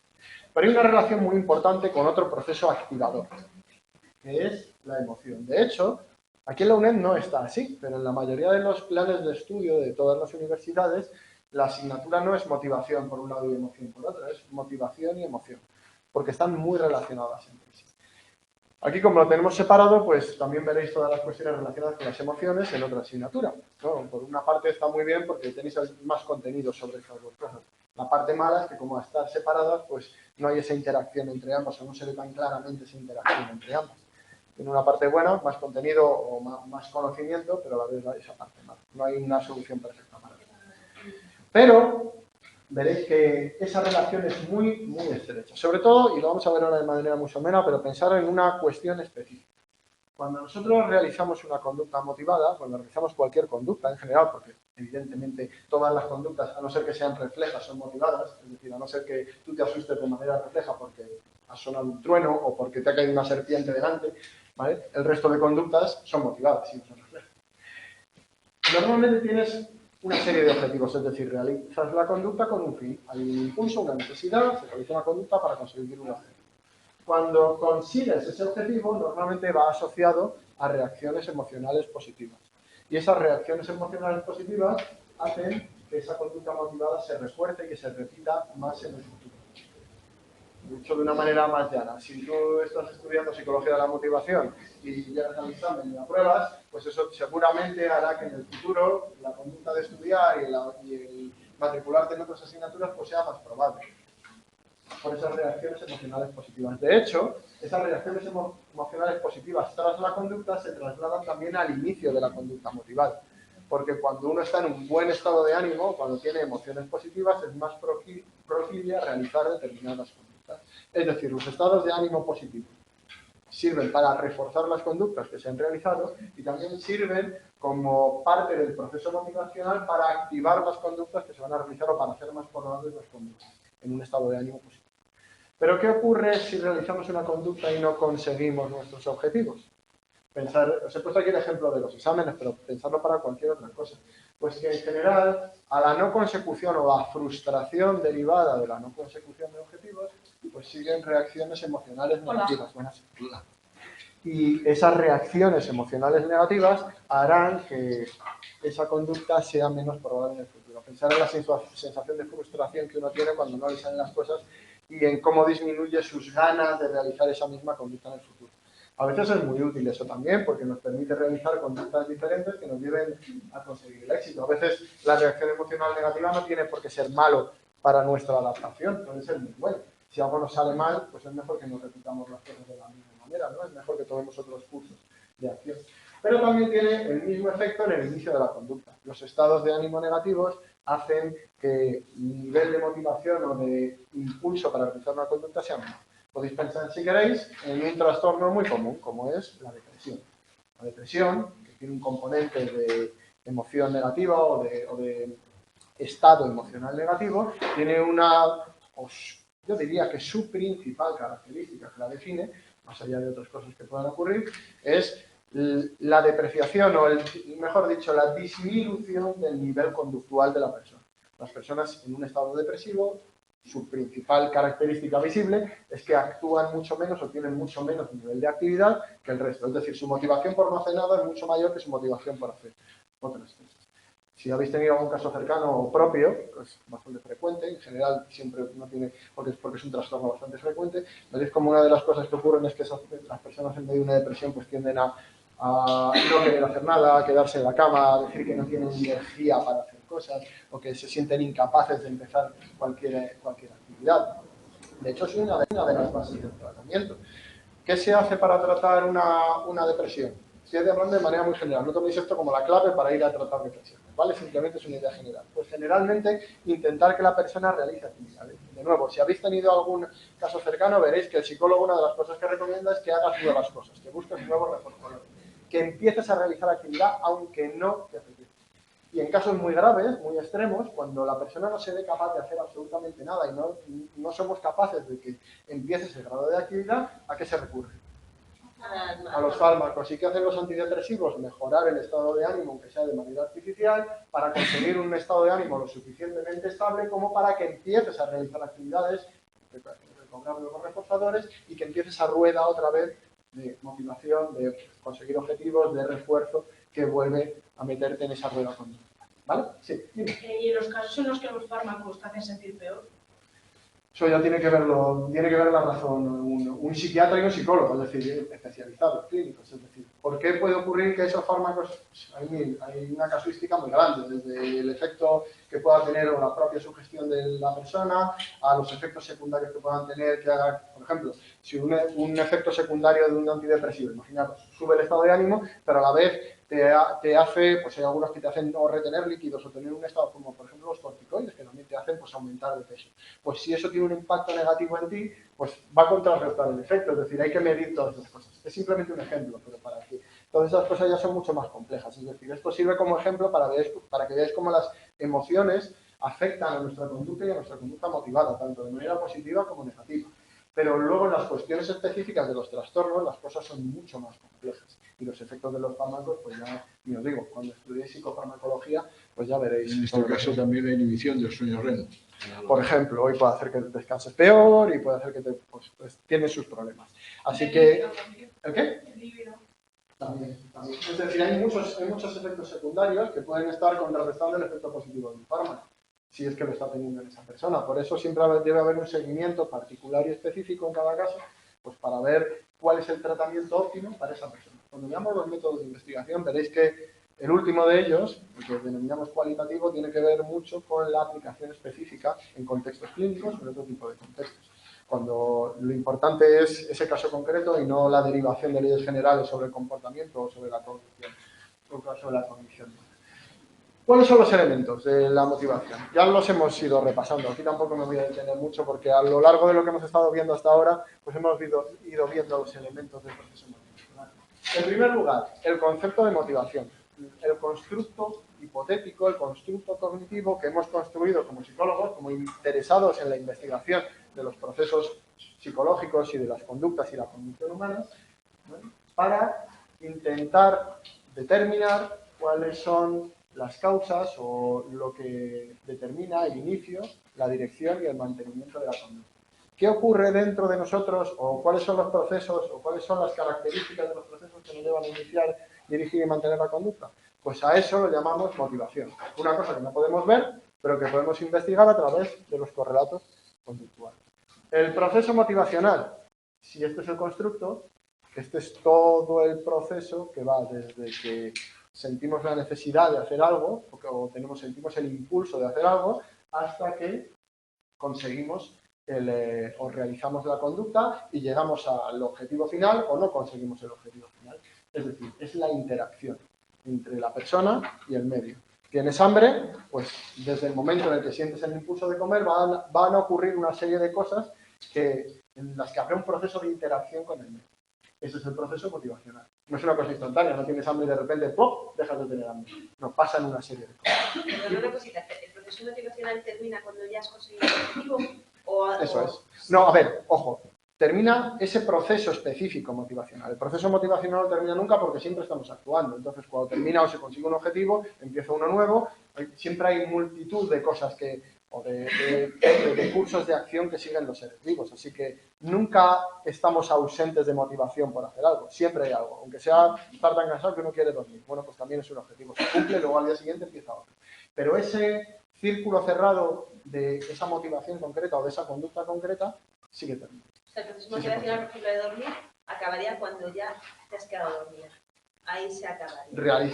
Una vez que ha terminado el proceso de sueño. Es decir, una vez que ha terminado la conducta de dormir, te despiertas, ya no existe esa necesidad, se pasa a estar motivado por otras cosas, se realizan otras conductas motivadas, sigue la cadena durante todo el día y al final la necesidad de sueño es tan alta que supera todo el resto de necesidades o de objetivos, vuelves a dormir y se vuelve a reiniciar la cadena.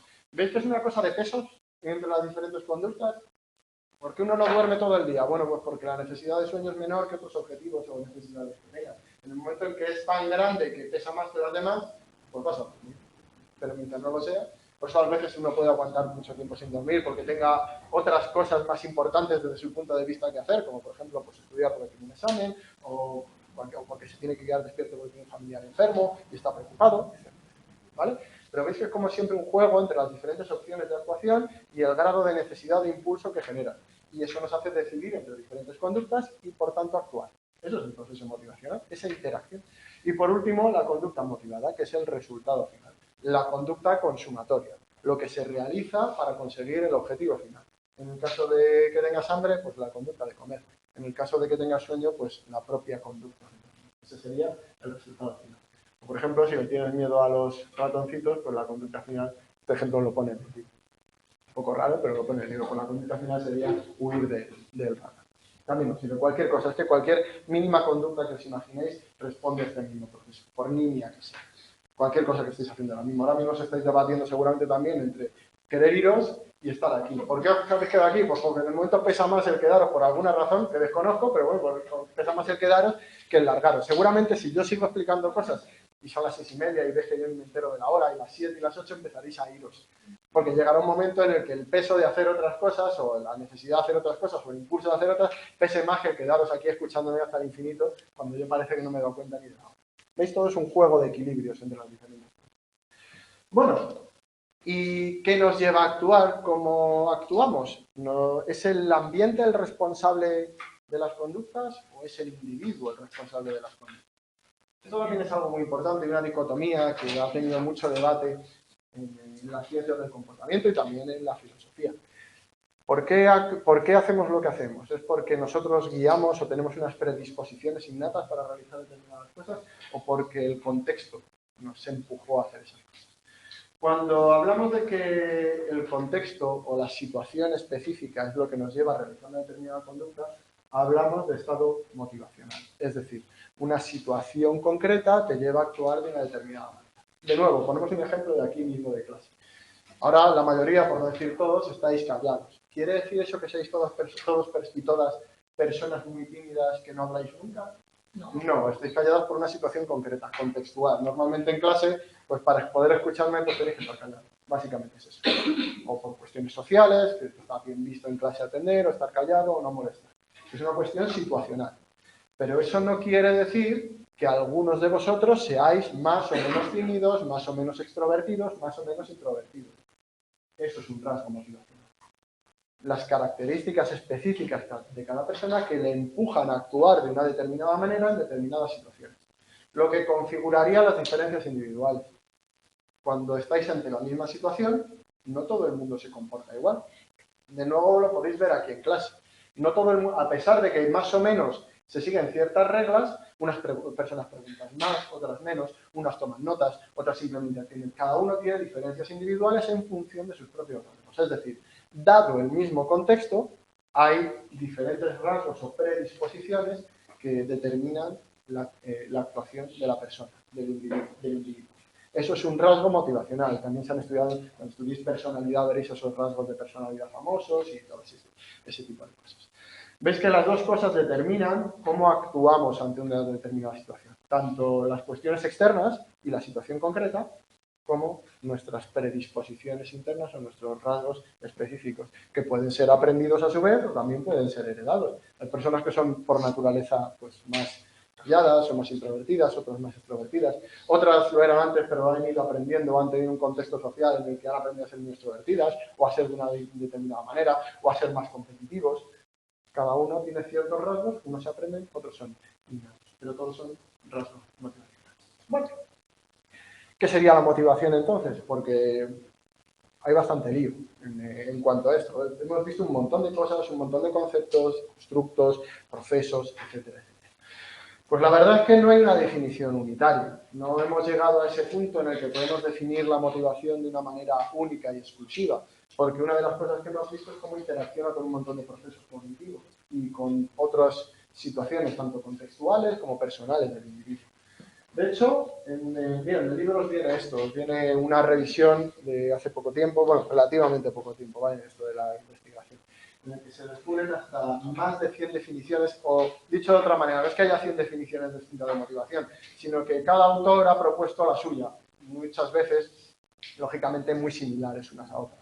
Que haya 100 no quiere decir que haya 100 formas de entender la motivación distinta, pero sí que cada persona o que cada autor se ha aventurado a las definiciones específicas que en general comparten. Pues desde los más antiguos, como voluntad, deseo, fuerza interna, un montón de cosas, hasta bueno, los que pasan por las concepciones más modernas relacionadas con la cognición, con el pensamiento, con la interacción con las emociones.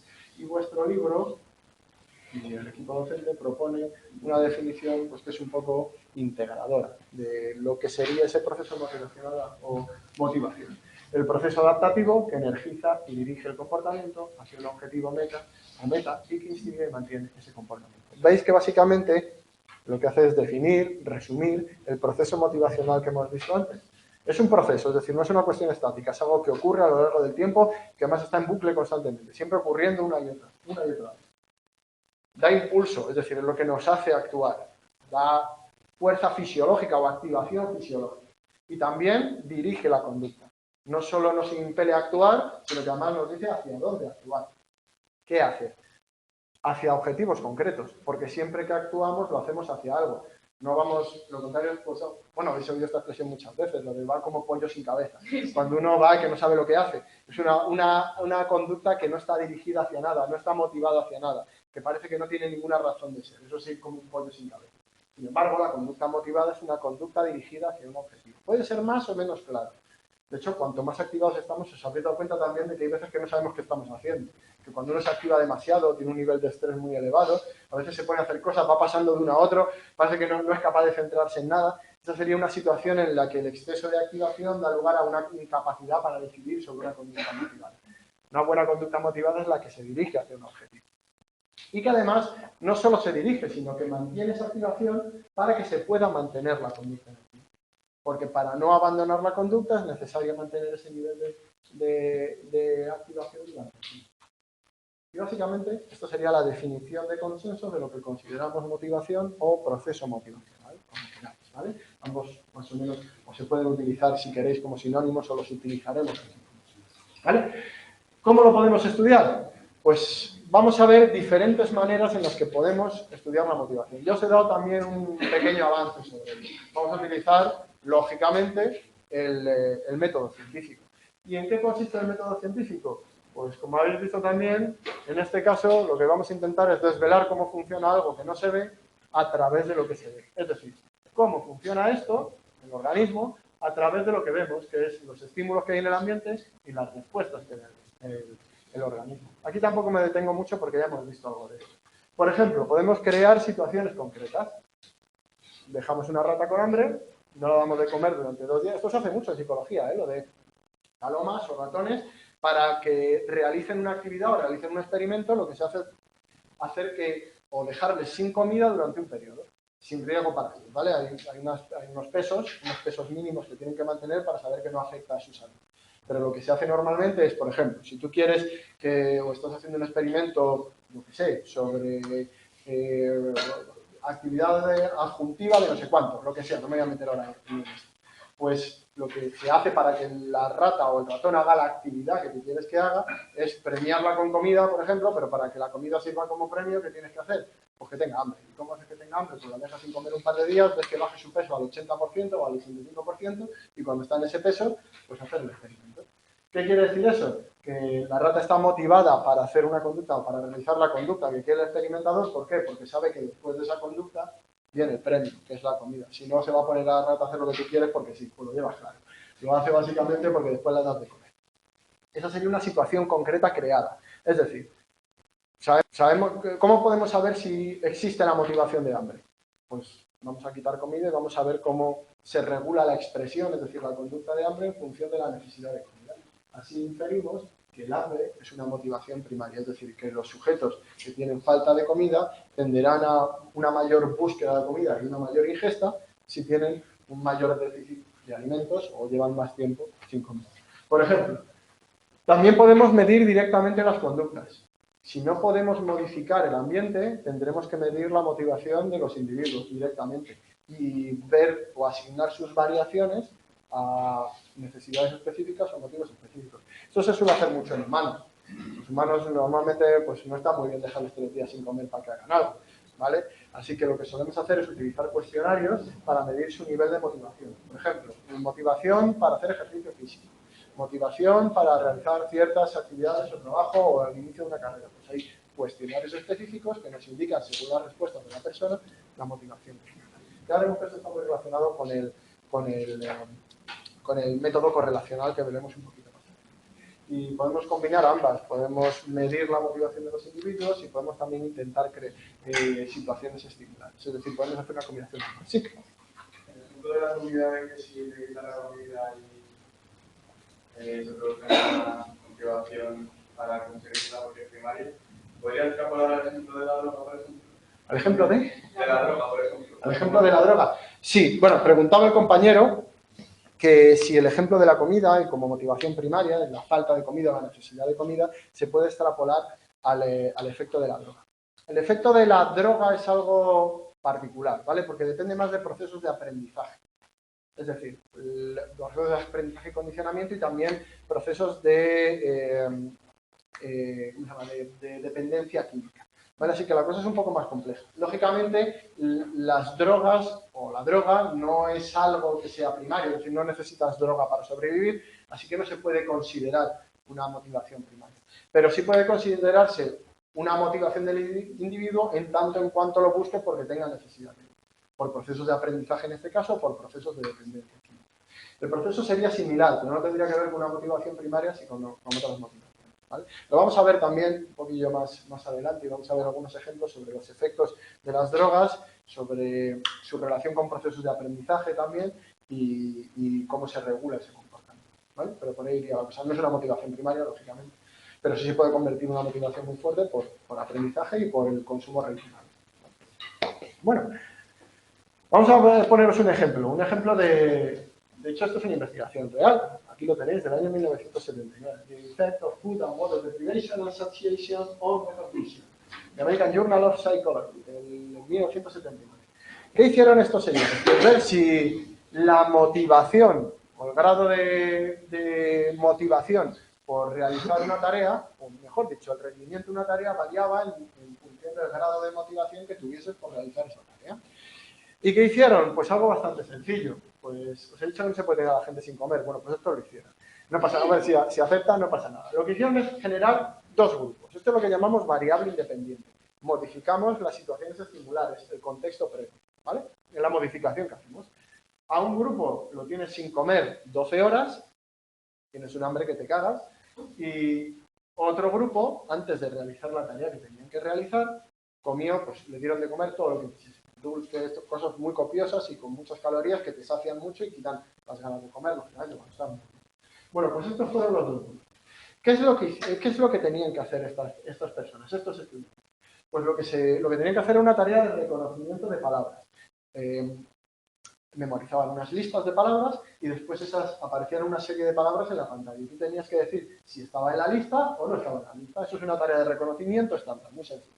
Vas dando un botón, sí estaba, no estaba. Antigua o nueva, que se suele denominar en la jerga de la investigación en memoria. Si ya la habías estudiado o no la habías estudiado. Bueno, pues lo que se dieron cuenta, por cierto, se me ha olvidado lo más importante, la recompensa por alcanzar un nivel de rendimiento o por acertar cada una de esas palabras era comida. ¿Sabéis quién realizó mejor esa tarea? Los que tenían hambre. Es decir, la alta motivación derivada de la necesidad de comida provocó un mayor rendimiento en aquellos que tenían una mayor cantidad de hambre. ¿Por qué? Porque el premio estaba relacionado con eso. Lógicamente, porque el premio estaba relacionado con eso. Si el premio es un viaje a no sé dónde, pues los dos estarían igual de motivados, no influiría. Pero una necesidad específica que puede ser satisfecha aumenta el grado de motivación y aumentar el grado de motivación normalmente aumenta el grado de activación y aumenta el rendimiento o aumentó el rendimiento en este trabajo en una tarea de reconocimiento de palabras. Como veis, una tarea que no tenía absolutamente nada que ver con la comida, en principio, porque reconocer palabras, pues ya me digas tú, no tiene nada que ver, pero sí que mejoró esta tarea. Aquí tenéis un ejemplo de cómo se puede experimentar también o cómo se puede hacer investigación en humanos con distintos grados de motivación. Se han hecho otras muchas cosas, por cierto, también hay un experimento muy famoso de Vickery que hacía, pero bueno, esto ya lo veremos más adelante, que era un experimento falso, por cierto, ya lo verán, pero es que lo ponen en el libro. En el libro, no sé si alguno lo habéis leído, el experimento de Vickery, en vuestro libro, no sé si habéis llegado a uno. Cuando lleguéis veréis un experimento de James Vickery, que lo que hizo básicamente, o dice él que hizo, aunque luego él lo negó, es en un cine, en una película de un cine, insertó fotogramas entre medias de bebidas y comida, de Coca-Cola y palomitas, básicamente. Él lo que decía es que las personas que habían visto esos fotogramas de comida, después compraban más palomitas y compraban más bebida. Que él metía de manera subliminal, sin que se diese cuenta la gente, metía fotogramas de bebida y comida entre medias. Eso es lo que dijo él, publicó los resultados, evidentemente es falso, no lo hizo nunca, entre otras cosas porque no sé si sabéis a qué velocidad se emiten los fotogramas del cine. ¿Sabéis cuántos son? 18 por segundo. 24. 24 por segundo. Eso quiere decir que hay un frame cada... ¿Cuánto? Si serían milisegundos, cada 50 milisegundos, no hago menos, cada 40 milisegundos. Si a ti te ponen un fotograma, lo ves perfectamente. O sea, no hay manera de poner en el cine una Coca-Cola y unas palomitas en un fotograma entre medias sin que no se vea. Vamos, lo ves claro, pero como el día. A eso, vamos, tenemos que hacer nosotros en los experimentos. Meter 20 o 10 milisegundos y meterles máscaras por delante y por detrás para que no lo vean, vamos, eso lo ve perfectamente. De hecho, el propio Vickery reconoció que era mentira, que se iba a inventar el experimento. Y aunque en vuestro libro no lo recoge, ¿vale? Nuestro libro parece que fue cierto, no recoge el que Vickery después se desdijera de ese experimento. Pero bueno, ahí lo tenéis, lo vais a ver y es bastante interesante en cuestiones motivacionales. Sí se han hecho otros experimentos posteriores, similares, que sí que han conseguido un cambio en la actitud de los consumidores cuando se les han inducido ciertos contenidos o ciertas características. Según eso. Venga, tú primero. Ahora. En los Ferrari tuvieron que quitar los anuncios. ¿Lo de Marlboro? Sí, lo de Marlboro, porque era un mensaje subliminal. No, pero no era subliminal, porque tú lo veías perfectamente. Sí, pero... Lo quitaron por una cuestión de publicidad para los niños. Sí, pero luego el mensaje subliminal que metieron fue el código de barras. Ya sé a lo que te refieres, el símbolo. Claro, eso no es subliminal, ojo, ¿vale? Eso, subliminal es que tú no puedes verlo de manera consciente. Eso si lo ves de manera consciente, lo que pasa es que lo que hace es llevarte a otro contenido específico que ya conoces. O sea, no es una cuestión de subliminalidad, que sería meter un contenido sin que tú seas consciente de que ese contenido aparece, sino que es otro proceso diferente. Es un proceso en el que asocias de manera automática una forma, que ya existe, o un código, bueno, era la forma blanca, si no recuerdo mal, del logo de Marlboro sin la Creo que metieron el código de barras, bueno, el código que consideraba subliminal. No, pero el código de barras tú no puedes interpretar el código de barras. Ya, por eso. No, lo que había, si yo no recuerdo mal, en su momento lo que había era la forma del logo de Marlboro, que es blanca, no sé si lo recordáis esto, es una especie de triángulo o alguna forma similar blanca, pero sin las letras. Sí, también. Entonces, eso lleva a que, como lo has visto durante toda la vida, se asocie a la imagen de Marlboro, y eso también lo perdieron. Pero fue eso, fue una cuestión más de cuestiones de protección del menor y de leyes publicitarias antitabaco.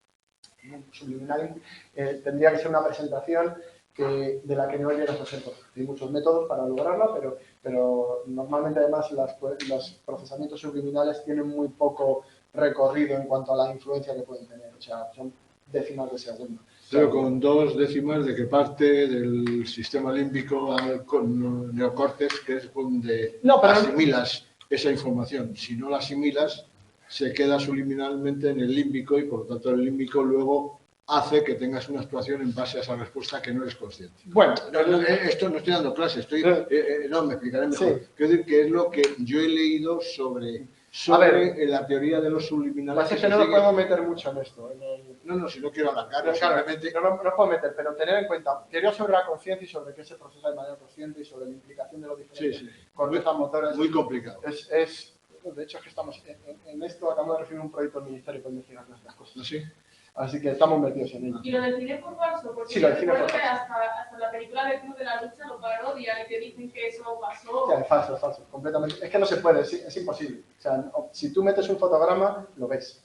Y si lo ves, no es subliminal. Así que es imposible. ¿Y en el cine actual no se podría hacer? No, porque siguen a 24 igual, y aunque fuese 48 no se puede. De todas maneras, tened en cuenta una cosa, porque parece que esto puede ocurrir. Aunque ocurriese, los efectos de las presentaciones subliminales son efectos que no van más allá de una tarea que te presenten un segundo después. Es decir, no te van a afectar a la conducta que tengas un día después.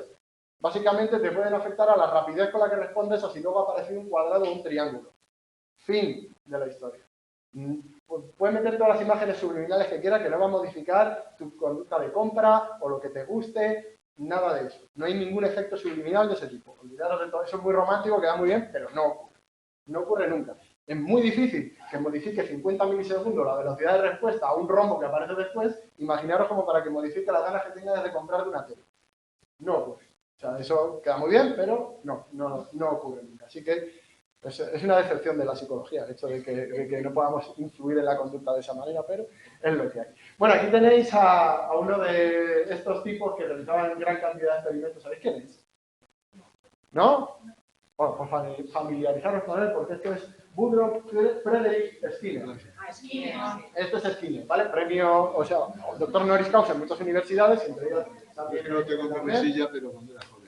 Y este señor, que es uno de los grandes teóricos y de los grandes popes del aprendizaje, que ya hablaremos sobre el tema en el que veamos las relaciones entre motivación y aprendizaje, pues fue también uno de los grandes impulsores de la investigación en las leyes de aprendizaje, que tiene mucho que ver con lo que hemos visto sobre motivación, cómo influye la conducta pasada o las consecuencias de la conducta pasada en la conducta. Bueno, terminamos la parte de revisión del concepto de motivación y vamos a la parte de revisión de la historia de la psicología de la motivación. Así que nos vamos a ir... Vale, el DeLorean lo sabéis. ¿Y esto de aquí arriba de qué es? La teoría de mortal. Cada vez soy más viejo. Cada vez soy más viejo. Esto es el Street Fighter 2. ¿Vale? Sí, el Street Fighter. Esto lo he cogido del Street Fighter 2, que se están pegándose Platón y Aristóteles. Esto deberéis... Si lo hubieseis sabido todo, me hubiese sentido mucho menos más viejo. Tranquilo, yo lo sabía. Eso bien, ¿no? Bueno, como os he dicho antes, la motivación o el concepto de motivación o el por qué la gente actúa de la manera que lo hace y qué dirige su conducta no es algo que se haya empezado a estudiar cuando empezó la psicología. Cuando la psicología comenzó como ciencia, pues empezó a estudiarse con los mecanismos y los métodos de la ciencia y de la psicología. Pero, por supuesto, es algo que ha interesado a toda la humanidad pues desde hace muchísimos años. Y, de hecho, quizás los que más influencia hayan tenido, iba a decir sobre la psicología de la motivación, pero lógicamente lo han tenido sobre todo el pensamiento occidental, pues hayan sido los filósofos griegos, y en particular dos. De nuevo aquí me voy a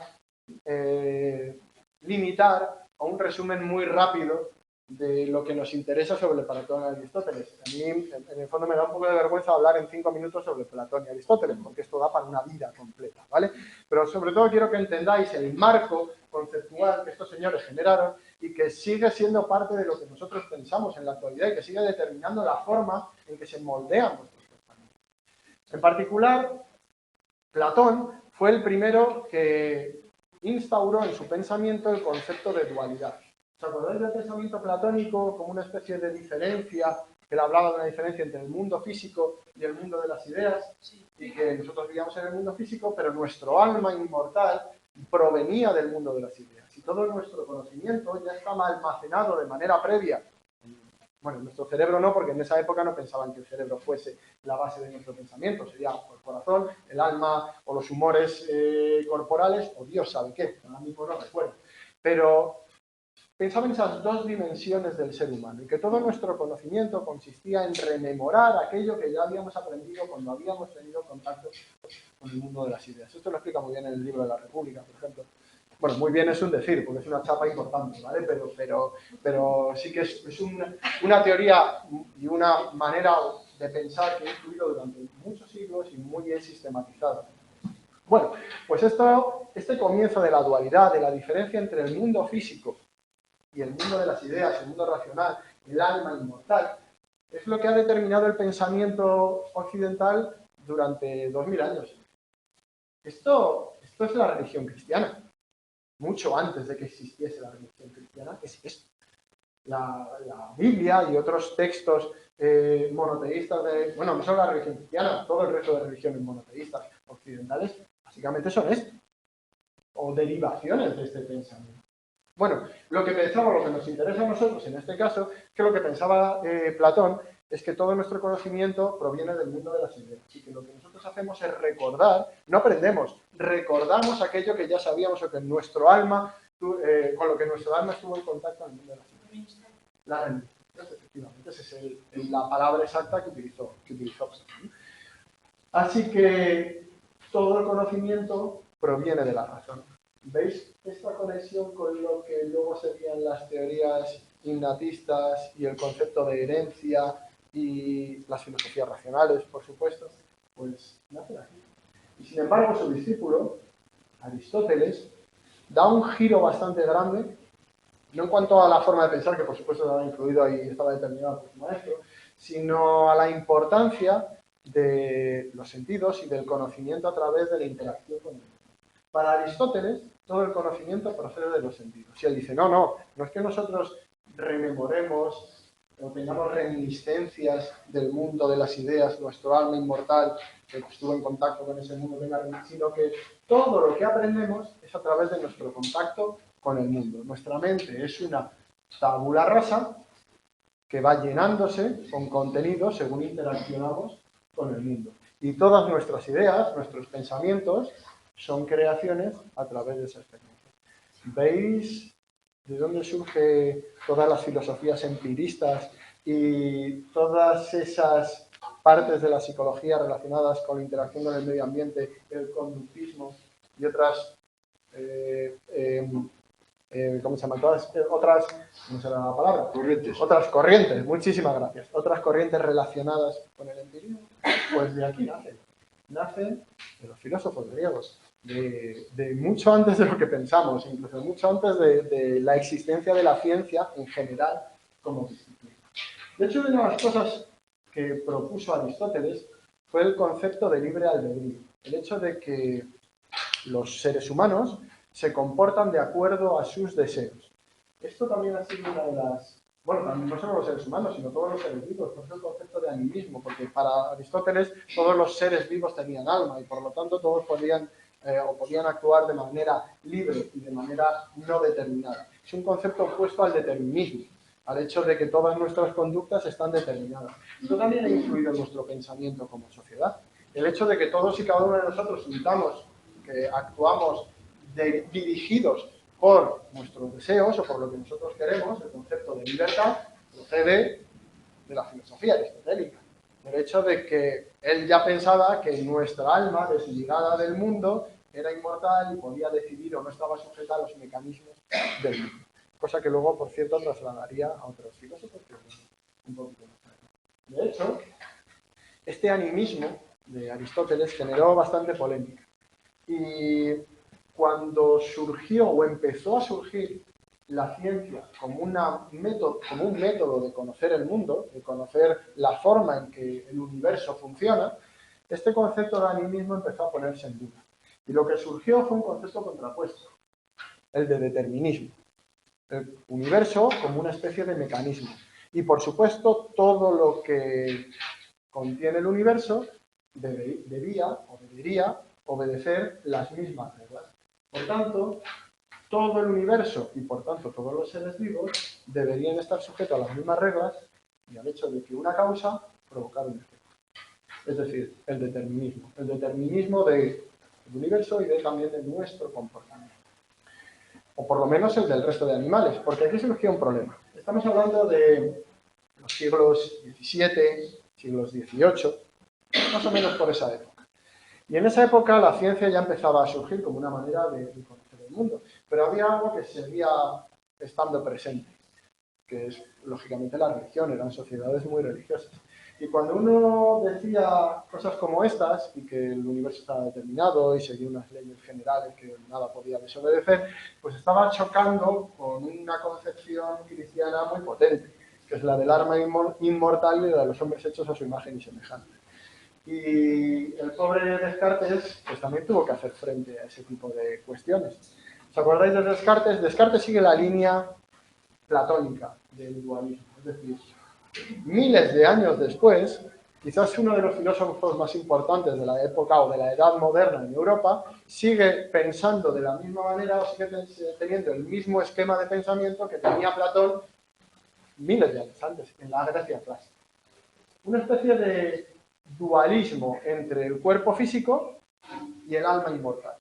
Es decir, por un lado los humanos, su cuerpo físico está sujeto a las reglas del universo, reglas que estaban empezando a descubrir gente como Newton, como Leibniz y otros científicos, pero para salvar el principal problema que iba a tener si llevaba su idea hasta el final de sus consecuencias, es decir, para salvar el libre albedrío humano, lo que decía es que los humanos, y solamente los humanos, tenían un alma libre y racional que no estaba sujeta a los mecanismos o a las causas y efectos del mundo o del universo. Solo los humanos tienen libre albedrío, así que mientras que el resto de animales son mecánicos y podemos estudiarlos y saber cómo se comportarán o saber cuáles son las reglas que rigen su comportamiento, simplemente sabiendo las causas del mismo, los humanos, sin embargo, tienen un alma libre, por supuesto proporcionada por Dios, que es lo que les hace librarse de estas ideas. ¿Veis que seguimos en este dualismo y en el hecho de, y en las dos corrientes que surgieron? Por un lado, el alma libre, la razón, que tiene que ver con lo que en la psicología moderna tiene que ver con los pensamientos conscientes y con la cognición y con los procesos cognitivos. Y por otro lado, el cuerpo mecánico, el universo mecánico, el universo determinista, que veis que sigue teniendo que ver con las concepciones más mecanicistas de la psicología y con sobre todo las concepciones estímulo-respuesta, en particular conductistas. En esa misma época, John Locke y otros filósofos británicos iniciaron una corriente que se denomina empirismo, el empirismo británico, que ha sido otra de las grandes influencias en la ciencia moderna y sobre todo en la psicología moderna, porque de este empirismo, del pensamiento de que todo conocimiento, por cierto, veis de dónde viene, ¿no? Este empirismo, habéis visto dónde viene, ¿no? Realmente. Lo que era un empirista, Hume era un empirista, pero el empirista primero era Aristóteles. Bueno, todo el conocimiento proviene de los sentidos, todo. Y todas las ideas nacen de la interacción con el mundo, de la experiencia con el mundo y de la asociación, y de ahí nace el asociacionismo, de la asociación entre las diferentes experiencias. De aquí surge de nuevo toda la corriente empirista de la psicología y del resto de ciencias, en particular de las formulaciones asociacionistas. ¿Qué es lo importante de todo esto? No la clase acelerada de filosofía pasando por encima de todos estos autores, sino que tengáis en vuestra mente y que toméis como contexto el hecho de que la psicología de la motivación y la psicología en general no parten de una serie de estudios o de cuando surge la psicología hace unos pocos años realmente, 100 y pocos años, sino que hay un contexto de ideas y un contexto filosófico detrás que lleva siglos, muchos siglos, y que comparte además con el resto de ciencias, porque de estos mismos filósofos y del pensamiento de Aristóteles y Platón y de los filósofos griegos también surgen el resto de ciencias naturales. Bueno, ¿a qué llegamos con esto? ¿Es el conocimiento una cuestión racional? Es decir, surge a partir de nuestro alma libre o del conocimiento generado por nuestro libre albedrío y por nuestra razón, o es el conocimiento derivado de la experiencia.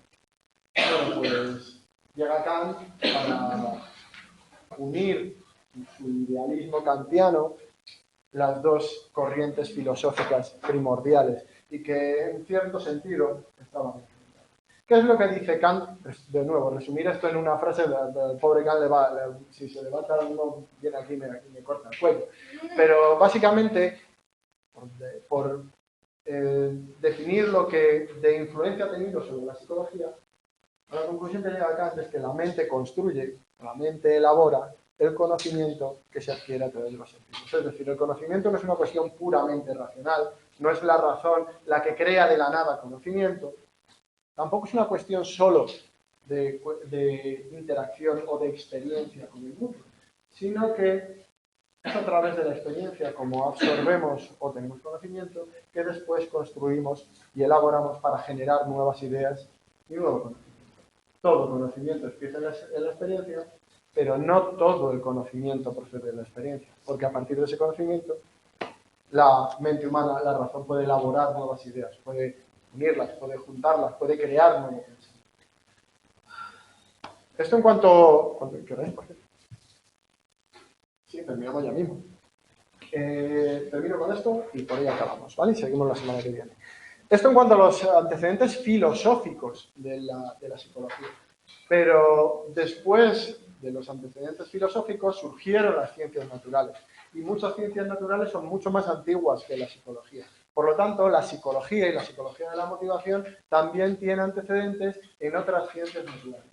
Y en particular, una ciencia muy concreta, la fisiología. La fisiología, es decir, el estudio de los órganos de los seres vivos y de su funcionamiento, es mucho más antigua, relativamente más antigua que la psicología.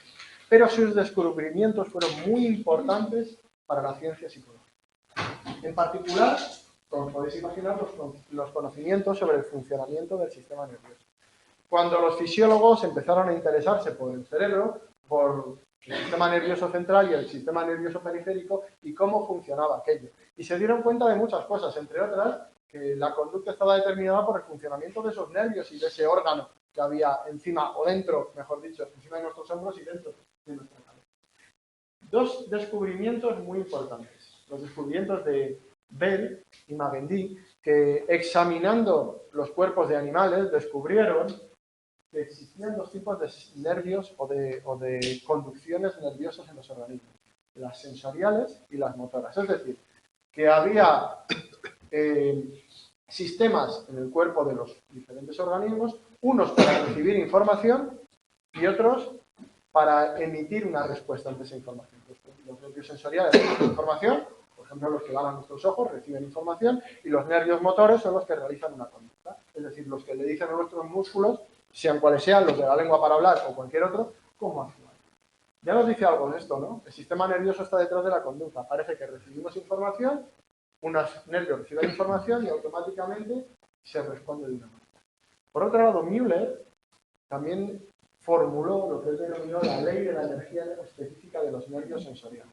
Lo que venía a decir es que cada nervio sensorial, cada diferente modalidad sensorial, tenía terminaciones específicas y diferentes y que recibía, por lo tanto, información específica y diferente. Que los ojos recibían un tipo de información o eran sensibles a un tipo de información, o la transmitían de una manera determinada, igual que los oídos, etcétera, etcétera. Es decir, que recibíamos información a través de nervios específicos. Esto, por supuesto, no era cierto. No es que tuviésemos nervios específicos que reciben la información del mundo y cada uno la interpreta de su manera. No, cada nervio o cada terminación nerviosa sensorial es sensible a un tipo de información. Es decir, lo que dijo Müller no era cierto. Pero sí fue una base muy importante para tener en cuenta cómo funcionaba el sistema nervioso y su influencia en la conducta. Cómo era el que determinaba la conducta. Bueno, y lo dejamos aquí, y la semana que viene vamos a hablar de los fisiólogos que fueron los precursores de la psicología. ¿Os suena Pavlov, verdad? Sí. Pues vamos a hablar de Pavlov. Que, por cierto, os cuento, la asignatura de segundo de psicología, de la fisiología, es preciosa. Para mí, a lo mejor tú no compartes esa teoría, pero me parece... Yo sé si a mí me gustan todas. Sí, pero es sinceramente... Muchas gracias, chicos. A partir de mañana ya podéis ir. Ay, Dios, qué Bueno, jóvenes...